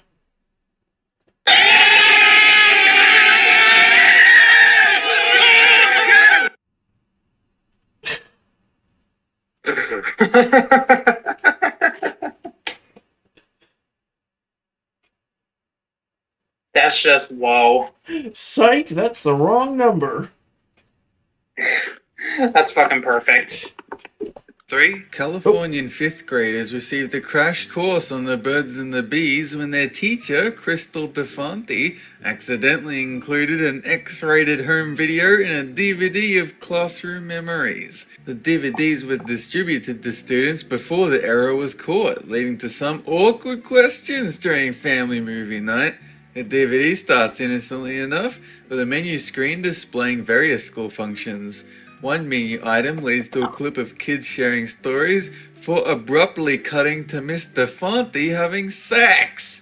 The teacher called as many parents as possible to apologize and urge them to destroy the DVD. I bet all the dads were in charge of this. I'm sure it's totally not tucked under their mattress. An investigation followed, but it was ruled unlikely the teacher would lose her job. Students' parents say the woman is a good teacher who made an honest but embarrassing mistake. Hey, it happens to all of us. You know those times where you give all the 5th graders all your homemade porn? Number 2. Hey. How do you fuck that up? Pardon me, I'm chewing, but how do you fuck up that colossally bad? Random gamers haven't been able to comment because there's cooking, but what the hell is wrong with these teachers? Right, dude? That's one way. That's the best way to put it. I mean, at least this last one could be the one that we just went through could be chalked up as a mistake, but still, how do you fuck that up? I mean, remember a couple of years ago when that teacher showed the Winnie the Pooh horror movie in class? Oh god. Oh god. Oh. Just bruh. Oh, I remember that one. Ugh.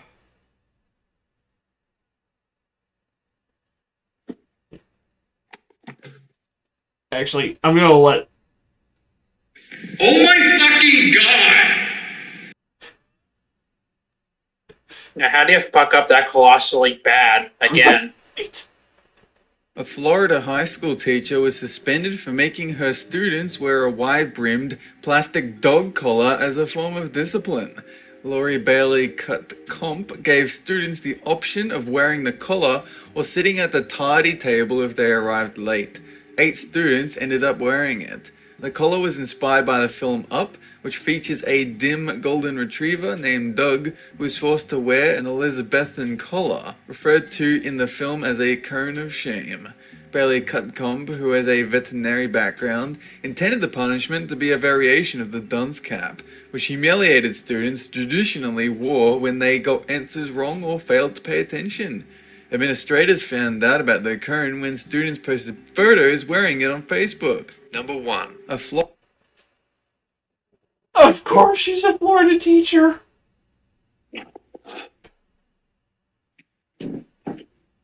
Okay. At the risk of getting us age restricted, I have to sing a song. Oh god. You are a cunt, cunt, cunt, cunt, a big fat stinking cunt. Everybody knows from your head to your toes you're a motherfucking cunt.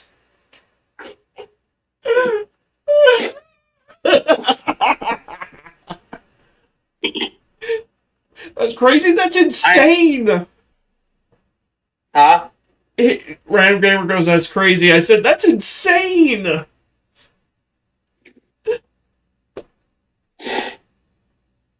I got nothing. That's all. I said all I got. I said all I have to say about that one.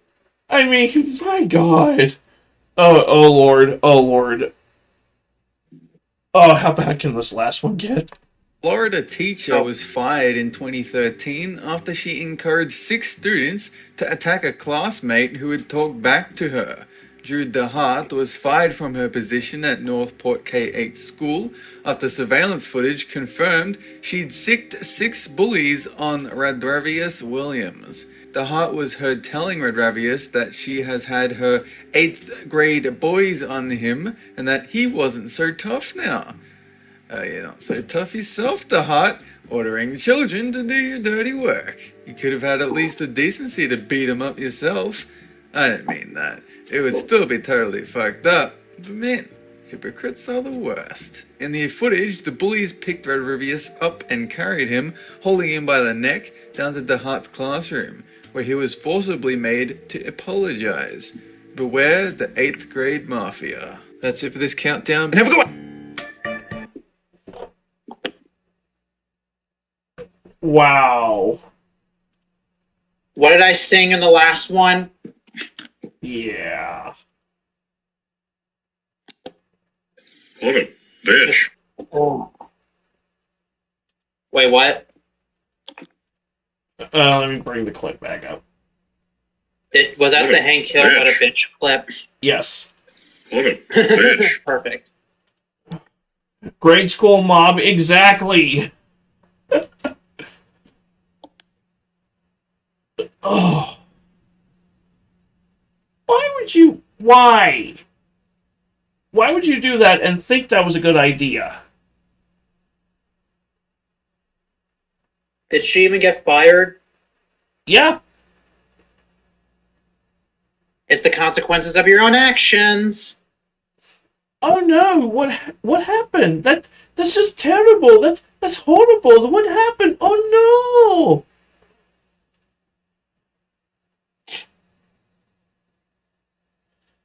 I have 0 words for this shit. Well, on that note, folks, we gotta pack it in for the night because I gotta go walk my dog. But before we go, I see that you guys really want to see some early to mid 2000s games for October. I currently have my next playthrough in the can right now. I'm in the process of editing it. It is the original Silent Hill, which I hope to have posted before October starts, so I can get started on the October games. And I haven't decided yet what all I'm going to play for October. I know I want to do at least one of the Evil Dead games. I want to do at least one of the Blood Rain games. I want to do Alone in the Dark: The New Nightmare, finally.